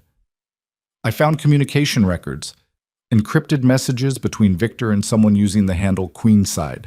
They've been talking for months, planning something big for February. The family council meeting. That would be my guess. The messages reference the old man, the transfer, and cleaning house. Pretty clear what they're planning. Who's Queenside? I don't know yet. Whoever it is, they're careful, using multiple layers of encryption, bouncing signals through servers in 3 different countries. But I'm working on it. Serena's mind raced. This was good. This was evidence. This was leverage. Can you document all of this? Create a comprehensive report with sources and documentation? Already doing it. Should have it ready in a week. Make it 3 days, and Rachel, this can't get out. Not yet. Not until I'm ready to use it. Rachel's expression was grim. You're planning to go to Adrian with this, to warn him about Victor. Eventually, when the timing is right. And what if the timing is never right? What if Adrian's in on it? What if he and Victor are playing you both? The thought had occurred to Serena, but her instincts, honed by 10 years of reading Adrian's moods and motivations, said no. Adrian might be a bastard, might be a cheater, might be cold and ruthless, but he loved power too much to give it up willingly. If Victor was planning a coup, Adrian was the target, not a co-conspirator. He's not in on it, Serena said, but I need proof before I can bring this to him, proof he can't ignore or explain away. You're putting a lot of faith in a man who's divorcing you. I'm not putting faith in him. I'm putting faith in his self-interest, and his self-interest is staying in power. Rachel shook her head. You're braver than I thought, or crazier. Hard to tell which. Both, probably, Serena admitted, but I don't have the luxury of being cautious anymore. She left Rachel's office with hope and fear warring in her chest. The evidence was building. The picture was becoming clear, but she still needed more, needed to understand the endgame, needed to know exactly when and how Victor planned to move. And she needed to figure out how to use her pregnancy, the one card Victor didn't know she held, to maximum advantage. Her phone rang as she walked. An unknown number. She answered cautiously. Hello? Mrs. Valente, we haven't been properly introduced. My name is Victor Marino. Serena's blood turned to ice. She stopped walking, her hand tightening on the phone. What do you want? Just to talk, woman to woman, so to speak. Well, man to woman, you know what I mean. His voice was smooth, almost pleasant, which made it more terrifying. I understand you're having some difficulty accepting your marriage is over. I don't see how that's any of your business. Oh, but it is my business. You see, Adrian is like a brother to me. His happiness matters. His future matters. And right now, you're standing in the way of both. Is that a threat? It's an observation. Adrian wants to move on, to build a new life. But he can't do that while you're dragging out divorce proceedings and making everything complicated. Serena forced herself to breathe normally, to sound calm, unafraid. If Adrian wants to talk to me, he knows where to find me. Adrian is too soft-hearted, too concerned with your feelings. That's always been his weakness. He cares too much about the wrong people. But I don't have that problem. What are you saying, Mr. Marino? I'm saying that sometimes people need help accepting reality. Help understanding when it's time to let go. Help seeing that fighting the inevitable only causes pain. The subtext was clear, crystal clear. This was a warning. Step aside or face consequences. I appreciate your concern, Serena said, keeping her voice steady through sheer force of will.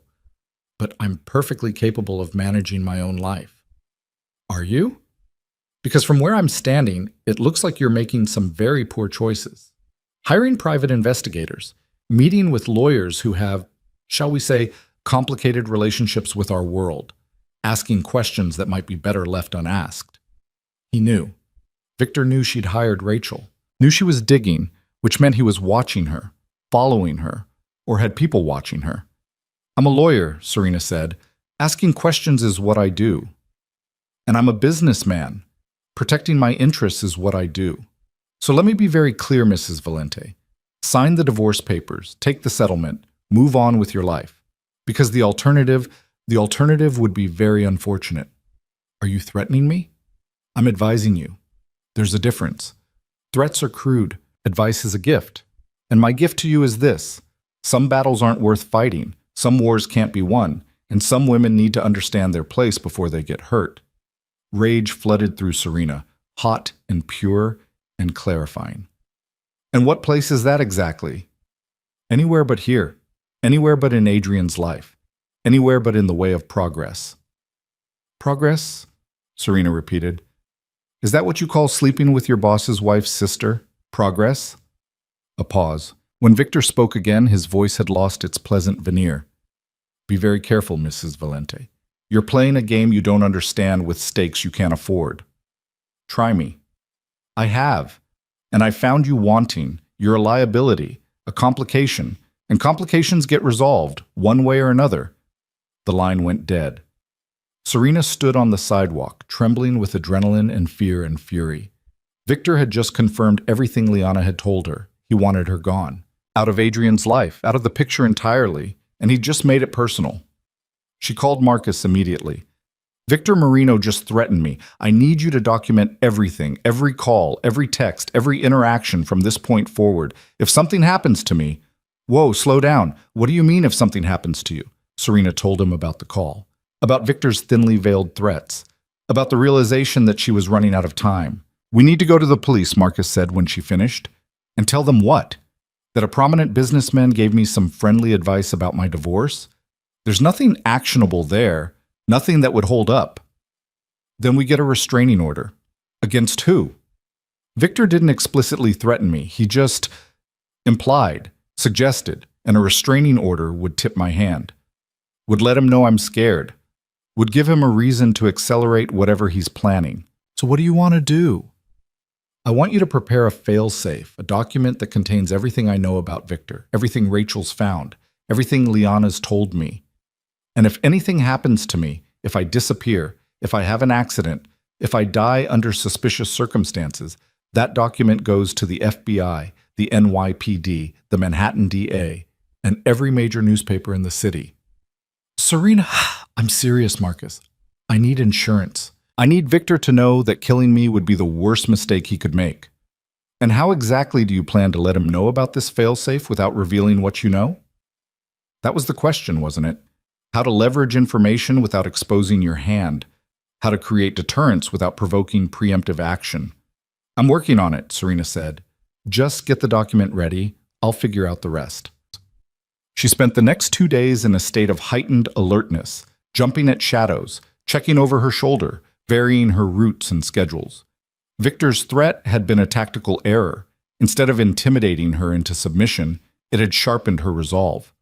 But it had also made her realize how vulnerable she was. How easy it would be for Victor to arrange an accident. A mugging gone wrong, a car crash, a fall down the penthouse stairs. She needed to move faster, needed to force the confrontation on her terms, not wait for Victor to make his move. Rachel called on Friday with the completed report. Serena went to pick it up in person, taking a circuitous route through the city, changing cabs twice, making sure she wasn't followed. The report was devastating. 80 pages of financial records, communication logs, and documented connections. Victor's skimming, his offshore accounts, his payments to key players in the organization, his encrypted communications with the mysterious Queenside.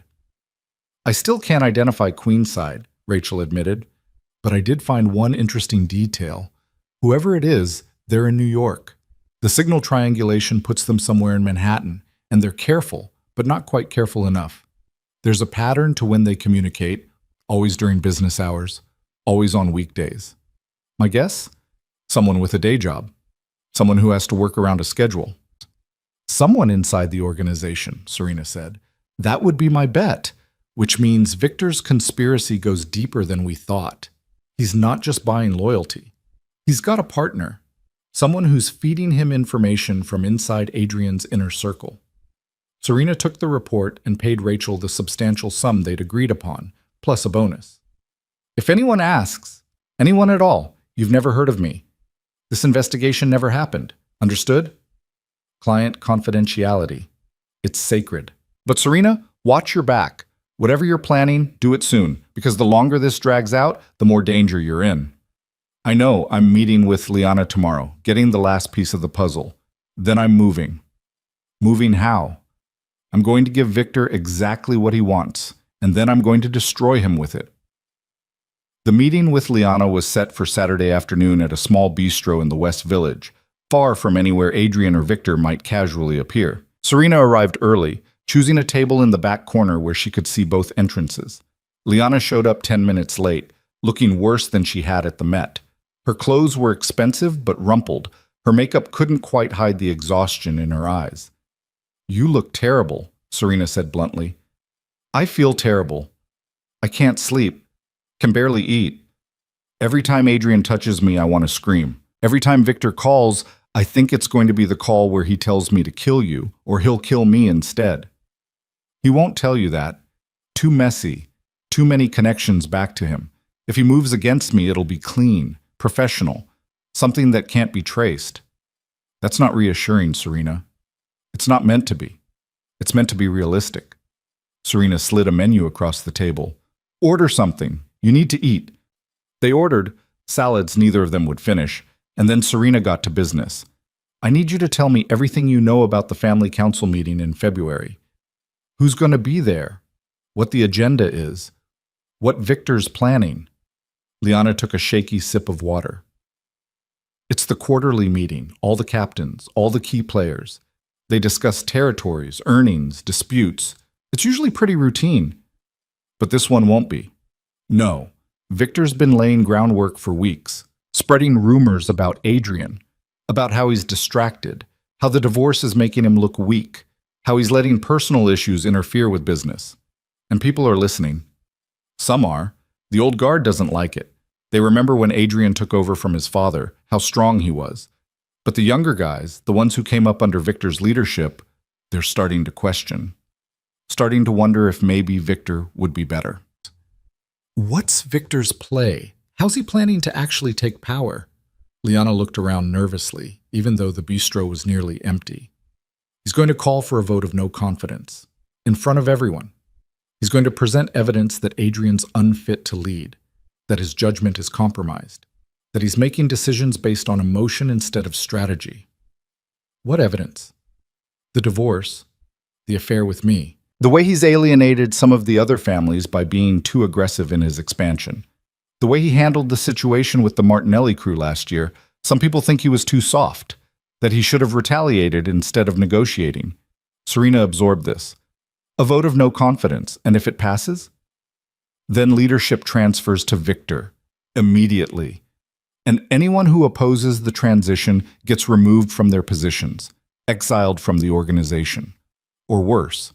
And Adrian? What happens to him? Victor says Adrian will be allowed to retire, to step away peacefully, to live out his life in comfort somewhere far from New York.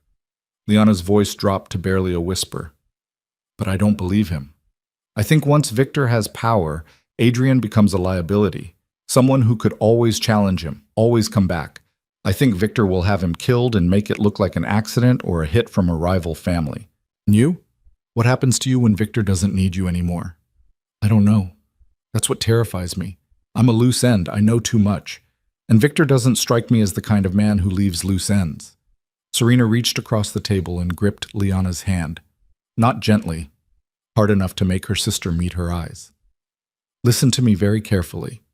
You're going to do exactly what I tell you. No questions, no deviation. Because if you want to survive this, if you want both of us to survive this, you need to trust me completely. What are you going to do? I'm going to give a performance, the performance of my life, and you're going to help me. Over the next hour, Serena laid out her plan. It was risky, potentially disastrous, but it was also the only way she could see to turn Victor's conspiracy against him. "You're insane," Liana breathed when Serena finished explaining. "This could get us both killed. So could doing nothing. At least this way, we're in control. At least this way, we choose the battlefield.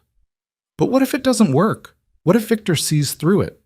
Then we improvise, we adapt, we survive." Serena released Liana's hand. "But we do this together, as sisters, the way we should have been doing things all along." Liana's eyes filled with tears. "I'm sorry. For everything. For Adrian. For the affair. For getting involved with Victor in the first place. I'm so sorry." "Save your apologies. We'll deal with our relationship after we've dealt with Victor. Right now, I need you focused. I need you strong. Can you do that?" "I can try." "Trying isn't good enough. I need a yes or a no." Liana wiped her eyes, and for the first time since Christmas Eve, Serena saw something like determination in her sister's face. "Yes, I'm in. Tell me what to do." "First, you're going to go back to Adrian and tell him I called you. Tell him I'm falling apart. Tell him I've been making wild accusations about Victor, about conspiracy theories, about how I think people are out to get me. Make me sound paranoid, unstable, like the stress of the divorce has broken me." "Why?" "Because when I make my move, I need everyone to think I'm acting out of desperation instead of strategy. I need Victor to underestimate me, and I need Adrian to doubt anything I might tell him." "What else?" "Second, you're going to arrange a meeting between me and Victor, private. Just the three of us, you, me, and him. Tell him I want to negotiate. Tell him I'm ready to sign the divorce papers if he can guarantee my safety. Make it seem like I'm capitulating. He'll never believe it. He'll want to believe it, because it fits his narrative, the weak woman finally accepting reality, finally doing what she's told. And his ego won't let him pass up the chance to gloat." Liana nodded slowly. "When?" "Next week, before the family council meeting. I need this to happen on my timeline, not his." "And what happens at this meeting? What's your actual plan?" Serena smiled, and it was not a kind expression. "I'm going to give Victor exactly what he deserves. But first, I need one more thing from you." "What?" "I need you to find out who Queenside is, who Victor's partner in this conspiracy is, because that's the piece I'm still missing, and I have a feeling it's the piece that changes everything." Liana left the bistro first, heading back to the Gramercy and the life she'd been living as Adrian's mistress. Serena waited 15 minutes, then left in the opposite direction, her mind already running through scenarios and contingencies. This was it, the endgame. Everything she'd been building towards since Christmas Eve when her world had shattered. Victor Marino thought he was so clever, thought he'd orchestrated the perfect coup, thought he'd eliminated every obstacle between himself and power. But he'd made one critical error. He'd underestimated the woman he'd tried to destroy, and Serena Valente was about to teach him exactly how costly that mistake would be. The meeting with Victor was set for Wednesday evening at a private club in Tribeca, the kind of place where membership cost 6 figures and discretion was guaranteed. Liana had done her job perfectly, painting Serena as broken and desperate, ready to accept any terms just to make the nightmare end. Victor had taken the bait. Serena spent the days leading up to the meeting preparing. She met with Marcus to finalize the failsafe documents. She visited Dr. Okonkwo for another ultrasound. 9 weeks now, everything's still progressing normally. She reviewed Rachel's report until she had every detail memorized. And she rehearsed her performance until it was flawless. Because that's what this would be. A performance, the greatest con she'd ever attempted. On Wednesday, she dressed carefully in a dove-gray suit that looked expensive but subdued. Minimal jewelry, hair pulled back, makeup that suggested exhaustion barely concealed. She needed to look like a woman at the end of her rope, not a woman planning an ambush. The club was all dark wood and leather, oil paintings of hunting scenes on the walls, the kind of aggressive masculinity that made Serena's skin crawl. A hostess led her to a private room on the second floor where Victor and Liana were already waiting. Victor Marino was in his late 40s. Handsome in a cold, predatory way. Dark hair going silver at the temples, sharp features, eyes that missed nothing. He stood when Serena entered, all false courtesy. Mrs. Valente, thank you for coming. Let's skip the pleasantries, Serena said, taking the chair across from him. You wanted to talk, so talk. Victor smiled, settling back into his seat. Liana sat beside him, her face carefully neutral, playing her role perfectly. Your sister tells me you've had a change of heart, that you're ready to be reasonable about the divorce. I'm ready to stop fighting a battle I can't win, Serena said. You've made your point. I'm outmatched, outmaneuvered, and out of options, so yes, I'm ready to sign the papers and walk away. Just like that? After weeks of resistance? Just like that. I'm tired, Mr. Marino. Tired of fighting, tired of being afraid, tired of wondering when the other shoe is going to drop. So tell me what you want from me, and let's get this over with. Victor studied her, looking for the trick, the angle. Serena kept her expression defeated, her shoulders slightly slumped, every inch the broken woman he expected. I want you to sign the divorce agreement by Friday. No more delays, no more lawyer games. I want you to take the settlement and leave New York. Permanently. Leave New York? Serena let surprise color her voice. That wasn't part of the original terms. Consider it an addendum.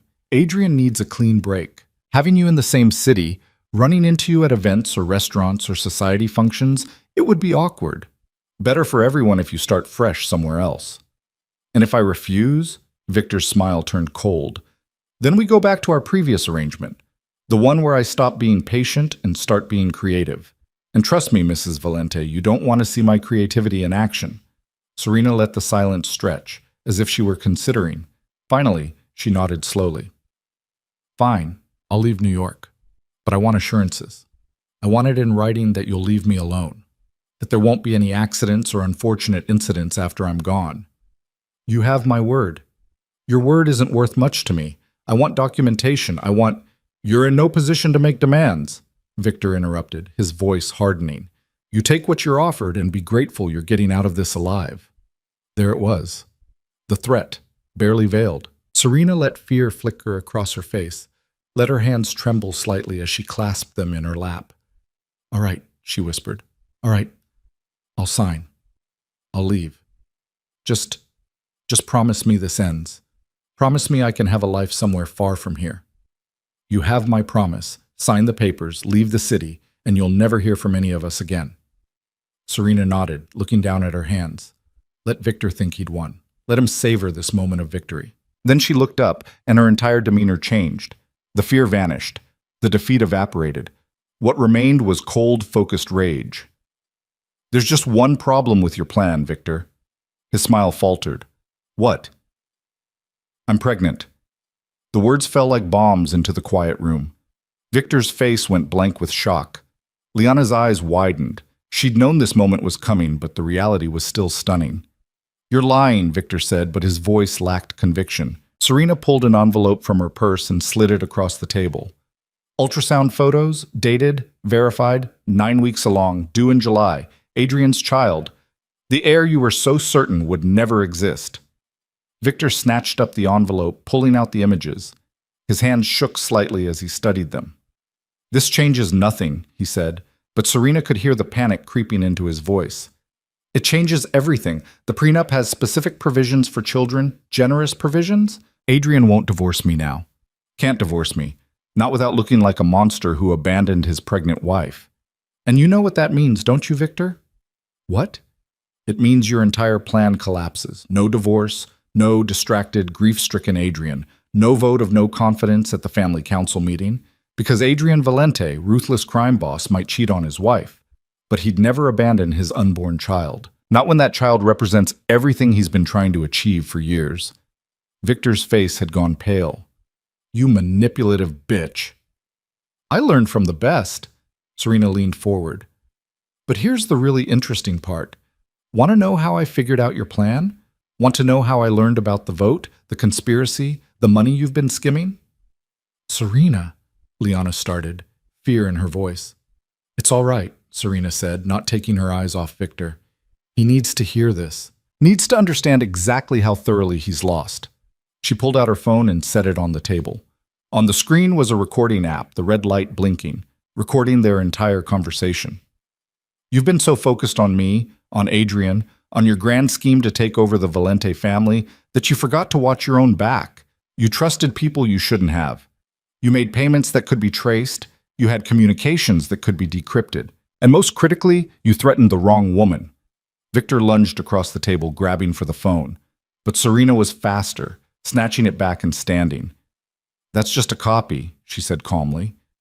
"The original, along with 80 pages of financial records documenting your embezzlement, your conspiracy, and your plans to kill me and overthrow Adrian, is currently in the possession of my attorney, with instructions to deliver it to the FBI, the NYPD, and every major newspaper in New York if anything happens to me."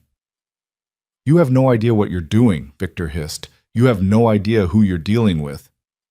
"I know exactly who I'm dealing with. A middle management criminal who got too ambitious, who thought he could outsmart everyone, who made the fatal mistake of underestimating his opponent." Victor turned to Liana. You told her everything. You betrayed me." "She blackmailed me," Liana said, her voice shaking but holding firm. "She's my sister. What did you expect?" "I expected loyalty. I expected—" Victor stopped, his hand moving toward his jacket. "I wouldn't," Serena said quietly. "We're in a private club with security cameras in every hallway. You pull a weapon, you use it on me, and you'll never make it out of the building. Is that really how you want this to end?" Victor's hand froze. For a long moment, the three of them stood in tense silence, the weight of everything unsaid pressing down like a physical force. "What do you want?" Victor finally asked. "I want you to withdraw from the conspiracy. I want you to cancel whatever you had planned for the family council meeting. And I want you to disappear, retire, resign your position, leave New York and never come back. And if I don't, then I go to Adrian with everything, every document, every recording, every piece of evidence Rachel Kim compiled, and I let him deal with you the way he deals with traitors in his organization." Serena's voice hardened. "You know how that ends, Victor. You've ordered those endings yourself." Victor's jaw clenched. "He'll never believe you. He'll think you're lying to get back at him for the affair." "Will he? When I show him proof of the $8 million you've stolen? When I show him the payments you've made to buy loyalty? When I play him recordings of you threatening his wife and unborn child?" Serena shook her head. "You're done, Victor. The only question is whether you go quietly or whether I destroy you publicly. You'd be signing your own death warrant. The organization doesn't forgive betrayal. I'm not betraying anyone. I'm protecting my family, my husband, my child, and I'm removing a cancer that would have destroyed everything Adrian built." She paused. "Make your choice, exile or execution. But make it now." Victor looked between Serena and Liana, calculating odds, weighing options. Serena could see the moment he realized he'd lost, could see the moment his arrogance crumbled into survival instinct. "Fine," he said through gritted teeth. "I'll leave, I'll resign, I'll disappear." "Not good enough. I want it in writing, a formal resignation letter to Adrian, effective immediately, citing personal reasons. No mentions of our conversation. No threats, no implications. Just a clean exit. And the evidence? What happens to Rachel Kim's report? It stays with my attorney. Insurance. If you ever come back to New York, if you ever threaten me or my family, if you ever contact Adrian or Liana or anyone connected to us, that report goes public. And then you'll have more to worry about than just Adrian Valente." Victor pulled out his phone with shaking hands and began typing. Serena watched as he composed the resignation letter, as he sent it to Adrian's email, as he showed her confirmation that it had been delivered. "There," he said. "Done. Happy now?" "Ecstatic. One more thing." "What?" "Queenside. Tell me who your partner is, who else was in on this conspiracy." Victor's expression twisted with something like satisfaction. "You haven't figured that out yet, with all your investigating and your clever lawyer tricks?" "Tell me." "No, that's one secret I'm keeping. Let it drive you crazy wondering. Let it keep you up at night knowing there's someone still out there who knows what we planned." Serena stepped closer, her voice dropping to barely above a whisper. "Victor, I'm giving you one chance to walk away from this. One chance to disappear with your life intact. Don't make me regret my mercy by playing games." "It's not a game. It's survival. Because if I give up Queenside, if I expose my partner, then I have nothing left to bargain with. Nothing to keep me alive if you or Adrian decide I'm too much of a liability after all. He had a point. Serena's mind raced through the implications. Queenside was still out there, still unidentified, still potentially dangerous. But Victor was right. If she pushed too hard, if she demanded too much, he might decide he had nothing to lose by going down fighting. Fine, she said. Keep your secret. But know this, I will find out who Queenside is. And when I do, they'll face the same choice you're facing now, exile or exposure. Victor grabbed his coat and moved toward the door, but he paused at the threshold, looking back at Serena with something like grudging respect. You're tougher than I thought, he said. Smarter, too. If things had been different, if you'd been born into this world instead of marrying into it, you might have been formidable. I am formidable, Serena replied. You just didn't notice until it was too late. Then he was gone, footsteps echoing down the hallway, leaving Serena and Liana alone in the private room. Liana collapsed into her chair, looking like she might be sick. Did that really just happen? Did we really just threaten Victor Marino and live to tell about it? We did, because he's smart enough to know when he's beaten. Serena sat down across from her sister, suddenly exhausted. Are you okay? I don't know. I feel like I'm going to throw up, or pass out, or both. That's adrenaline. It'll pass. What happens now? Do I go back to Adrian? Do I keep pretending? Serena looked at her sister, really looked at her, for the first time since Christmas Eve without the filter of anger and betrayal. That depends, she said slowly. Are you in love with him? Really in love? Or was it all just part of Victor's manipulation?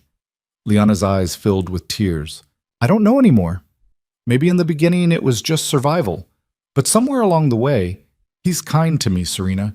He listens when I talk. He makes me feel like I matter. He made me feel that way too, once. I know, and I hate myself for it, for taking something that was yours, for hurting you, for... Stop! Serena held up a hand. We don't have time for guilt and apologies right now. We can deal with our relationship later. Right now, I need to know if you can keep acting, if you can continue the affair until I'm ready to reveal my pregnancy to Adrian. Why? Why delay? You have leverage now. You could tell him tonight. Because I need to control the narrative. Need to make sure Adrian learns about the baby from me in the right context at the right moment. If I tell him now, while he's still with you, while the divorce is still pending, it becomes messy, complicated. But if I wait until after Victor is gone, until after the family council meeting, until after the immediate crisis is resolved, then I can tell him on my terms. And what about me? What happens to me in your grand plan? That depends on what you want. Do you want Adrian, really want him, or do you want to be free of all this? Liana wiped at her tears. I want to not be terrified all the time. I want to sleep through the night. I want to make my own choices instead of having them forced on me by men with guns and money and power. Then walk away. End the affair. Tell Adrian you can't do this anymore. Tell him whatever you need to tell him. But get out, Liana. Get out before you're in so deep you can't find your way back. And you? What about you and Adrian? Serena touched her stomach, feeling the life growing there. Adrian and I are bound together now, by this child, by 10 years of history, by the fact that, like it or not, we're stronger together than apart. I don't know if we'll ever get back what we lost. But I do know that my baby needs a father, needs the protection and legacy that comes with being Adrian Valente's heir, so I'll do whatever it takes to make that happen. Even if it means forgiving him? Even if it means learning to live with what can't be forgiven. They sat in silence for a moment, two sisters who'd been strangers for too long, finally seeing each other clearly. I'm sorry, Liana said quietly, for all of it, for being weak, for making terrible choices, I know. And someday maybe I'll be ready to forgive you, but not today. Today, I just need you to help me finish this. Liana nodded. What do you need me to do? Go back to Adrian. Act normal. Don't mention Victor's resignation until he brings it up. And when the family council meeting happens next week, be ready, because everything's about to change. The family council meeting was held in a private estate in Westchester, a sprawling property that had been in the Valente family for 3 generations. Serena had been to 2 of these meetings before, Both times as Adrian's wife, expected to be seen but not heard, decorative but silent. This time would be different. Adrian had been shocked by Victor's sudden resignation, had called Serena, the first time they'd spoken directly in over a week, to ask if she knew anything about it. "Why would I know anything about Victor's personal decisions?" she'd asked innocently. "Because the timing is suspicious. Because Victor's been my right hand for 15 years and he suddenly decides to retire the week before our quarterly meeting. Because you've been acting strange and I can't shake the feeling that you're involved somehow." Maybe he just realized it was time to move on. People do that, Adrian. They reevaluate their lives and make changes. Not people like Victor. Not without a reason. Then maybe you should ask him yourself instead of interrogating your pregnant wife. Silence. Complete, shocked silence. "What did you just say?" Adrian's voice had gone very quiet. "You heard me? I'm pregnant. 9 weeks. Due in July. Your child, in case you were wondering." More silence. Then, "We need to talk. In person. Tonight." "No. Not tonight. Not until after the family council meeting. I have things to say to you, Adrian. Important things. But they need to be said in front of the right people at the right time." "Serena, if you're pregnant, if this is real, then everything changes. The divorce is still happening, unless you can give me a reason to reconsider.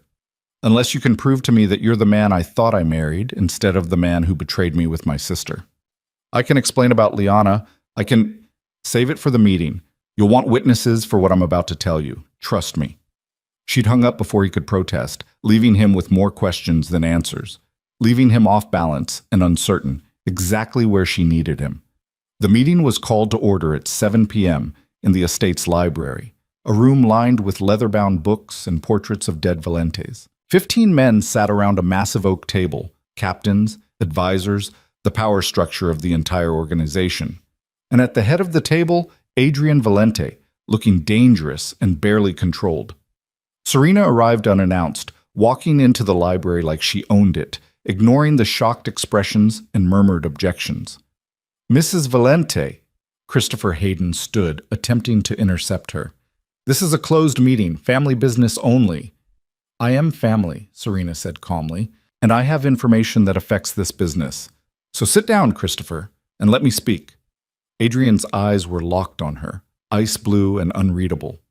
"Let her talk." The room fell silent. Serena walked to the front, standing beside Adrian's chair, facing the assembled men. "Most of you know me as Adrian's wife. Some of you think you know why I'm here, to contest the divorce, to make a scene, to be dramatic. You're wrong. I'm here because there was a conspiracy, a plan to overthrow Adrian Valente and seize control of this organization. And I'm here to tell you who was behind it." That got their attention. Every man in the room leaned forward, suddenly focused. "Victor Marino," Serena continued, "has been planning a coup for the past 6 months. He's been embezzling money from family operations, over $8 million funneled through offshore accounts. He's been making payments to people in this room, buying their loyalty, preparing them to vote against Adrian when the time came." "That's ridiculous," someone said. "Victor resigned. He's gone." "He resigned because I gave him a choice, exile or exposure. He chose exile. But the conspiracy was real, and I have proof." She pulled out copies of Rachel's report and began distributing them around the table. Watched as men read through the financial records, the communication logs, the documented evidence of Victor's betrayal. "Holy shit," someone muttered. "This is real." "It's real," Serena confirmed. Victor Marino was planning to call for a vote of no confidence at this meeting. He was planning to present Adrian as weak, distracted, unfit to lead. And he was planning to take power by force if the vote didn't go his way. Adrian stood slowly, his face carved from ice. Who helped him? Who in this room took his money? 3 men shifted uncomfortably. Carlo Rossetti, Jimmy Delgado, Vincent Carbone. The same names Rachel had identified. "Is this true?" Adrian asked them directly. Carlo Rossetti stood, his face pale. "I took meetings with Victor. He talked about succession planning, about what would happen if something happened to you. But I swear, Adrian, I never agreed to move against you. I never—" "You took his money," Adrian interrupted. "The report shows payments. Consulting fees, he said they were legitimate, said you'd approved them." I approved nothing. Adrian's voice could have frozen hell. You took money from a man planning to kill me and you claim innocence? The room erupted in shouting, accusations, denials. Serena let it play out for a moment before raising her voice. Enough. The three of you will return every cent Victor paid you.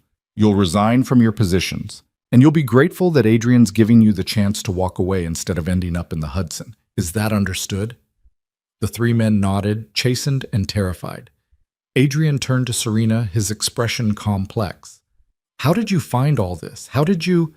I hired a private investigator. I followed the money. I did what you've always said I was good at. I found the truth. Serena met his eyes. And I did it because despite everything, despite the affair and the betrayal and the divorce papers, you're still my husband, still the father of my child. And I wasn't going to let Victor Marino destroy you without a fight. Something shifted in Adrian's face, something that looked almost like the man she'd married 10 years ago. You're really pregnant, he said quietly. I'm really pregnant. 9 weeks. The baby you've been trying to have for 3 years. The heir you married me to give you. It finally happened. And then you asked for a divorce. The room had gone silent again, everyone watching this private moment play out in public. I didn't know, Adrian said. Would it have mattered if you had? Would you have stayed faithful? Would you have chosen me over Liana? I don't know. But I'd like the chance to find out. I'd like the chance to be the man you deserve instead of the man I've become. Serena wanted to believe him. Wanted to fall into his arms and pretend the past 6 weeks had never happened. But she'd learned too much, seen too much, become too much to settle for easy forgiveness. Then prove it, she said. Prove that you can be that man. Prove that this baby will have a father who honors his commitments. Prove that I wasn't wrong to protect you when I could have let Victor destroy you and walked away clean. Adrian reached for her hand. This time, she let him take it. I will, he promised. Whatever it takes, however long it takes, I will prove it to you. Good. Because I'm not signing those divorce papers. I'm not leaving New York. And I'm not raising this child alone.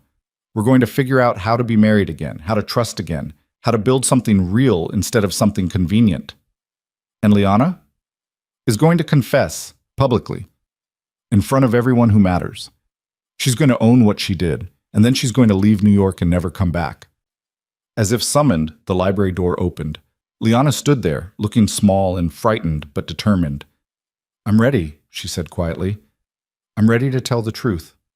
Serena nodded. Then tell it.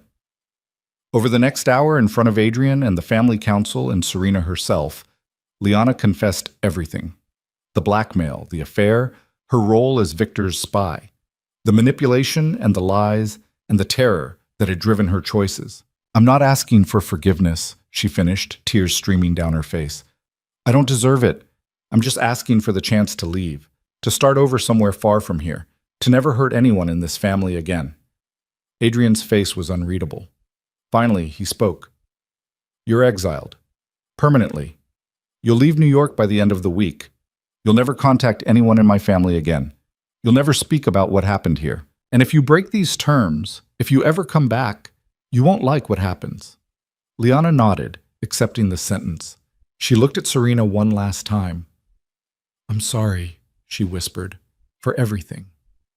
I know, Serena said, and found to her surprise that she meant it. Goodbye, Liana. Her sister left without another word, the door closing behind her with quiet finality. The family council meeting ended shortly after. Men filed out, subdued and shaken by everything they'd learned. By the time the room emptied, only Serena and Adrian remained, standing on opposite sides of the oak table. You saved me, Adrian said finally. You could have let Victor succeed, could have let me be overthrown and killed. Instead, you fought for me. Why?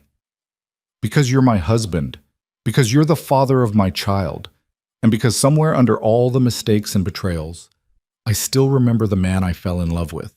The man who looked at me across a ballroom and changed my life. I'm not that man anymore. No, you're not. And I'm not the woman you married. We've both changed, both been broken and rebuilt. But maybe that's okay. Maybe we can be something new together, something stronger. Adrian walked around the table until he stood in front of her, close enough to touch but not touching. Not yet. I love you, he said. I never stopped loving you. I just forgot how to show it, forgot how to be the man you needed. And Liana? Was a mistake, a terrible, selfish mistake. I was angry and frustrated, and I blamed you for things that weren't your fault. I made you invisible because I couldn't face my own failures. And I'm sorry. I'm so sorry, Serena. She looked up at him, searching his face for truth, for sincerity, for some sign that this was real and not just another manipulation. What she found was a man who'd been humbled, who'd faced his own mortality and his own mistakes and come out the other side changed. I can't promise I'll forgive you quickly, she said. I can't promise it won't take years to rebuild what you destroyed. But I can promise that I'll try. For our child. For the future we could still have. I'll try. That's all I ask. Adrian pulled her into his arms, and Serena let herself lean into his embrace, let herself feel for the first time in weeks, like maybe they'd survived this after all. There's still one problem, she murmured against his chest. What? Queenside. Victor's partner. We still don't know who it is. Adrian pulled back slightly, looking down at her with an expression she couldn't quite read. I know who it is. What? How? Because I've been paying attention. Because I've been watching my organization the way I should have been watching it all along instead of being distracted by my own drama. He paused. It was Vincent Carbone, my attorney. Serena's mind raced. Vincent Carbone, the family lawyer. The man who'd been in every meeting, who'd known every secret, who'd had access to everything. Are you sure? I'm sure.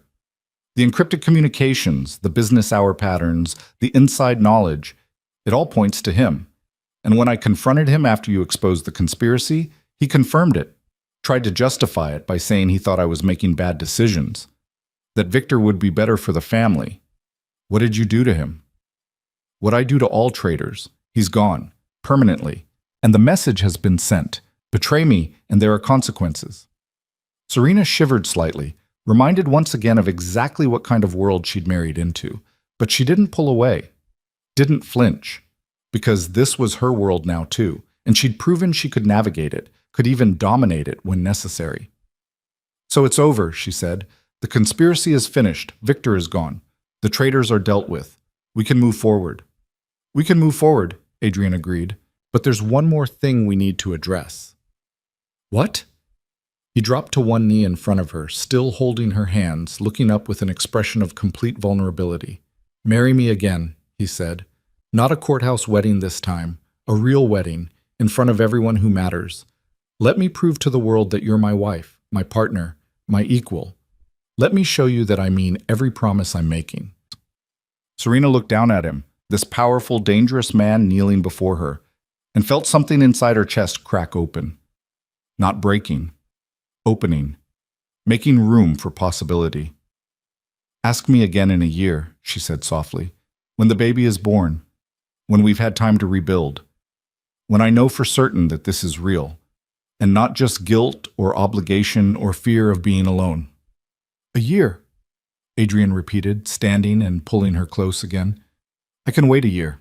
I can wait however long it takes. Good. Because I'm not making this easy for you. You're going to have to earn me back. Earn us back. One day at a time. I wouldn't expect anything less. They stood together in the quiet library, holding each other. Two people who'd been to hell and back, contemplating a future that was uncertain but possible. 1 year later, Serena stood in front of a mirror in her parents' estate. The same estate where everything had started to unravel on that terrible Christmas Eve. But now, in late summer sunshine, everything felt different, felt possible. She was wearing ivory, not white, that ship had sailed. A simple, elegant dress that accommodated her post-pregnancy figure. Her hair was loose around her shoulders, the way Adrian liked it. And in her arms was the reason for all of this. The reason she'd fought and survived and refused to quit. Matteo Adrian Valente. 6 weeks old. Perfect in every way. You ready? Her mother asked, adjusting Serena's veil. I'm ready. The ceremony was small, just family and the few friends who'd stuck by her through everything. Marcus was there, looking pleased with himself for helping orchestrate her survival. Rachel Kim had sent a gift with a note that just said, "Congratulations, you earned this." And at the front of the room, waiting with an expression of joy and nervousness and love, was Adrian. He'd kept every promise, spent the year proving himself, gone to therapy, actual therapy, which was almost unheard of in his world, stepped back from some of his more violent operations, started transforming parts of the family business into legitimate enterprises, created a foundation in Mateo's name to help women and children escaping domestic violence. He'd become, slowly and with great effort, the man Serena had always believed he could be. The ceremony was brief. New vows, spoken with weight and meaning and the knowledge of exactly what they were promising: to love and honor and cherish, to protect and support and choose each other every day, despite the scars and the history and the knowledge of how badly they could hurt each other.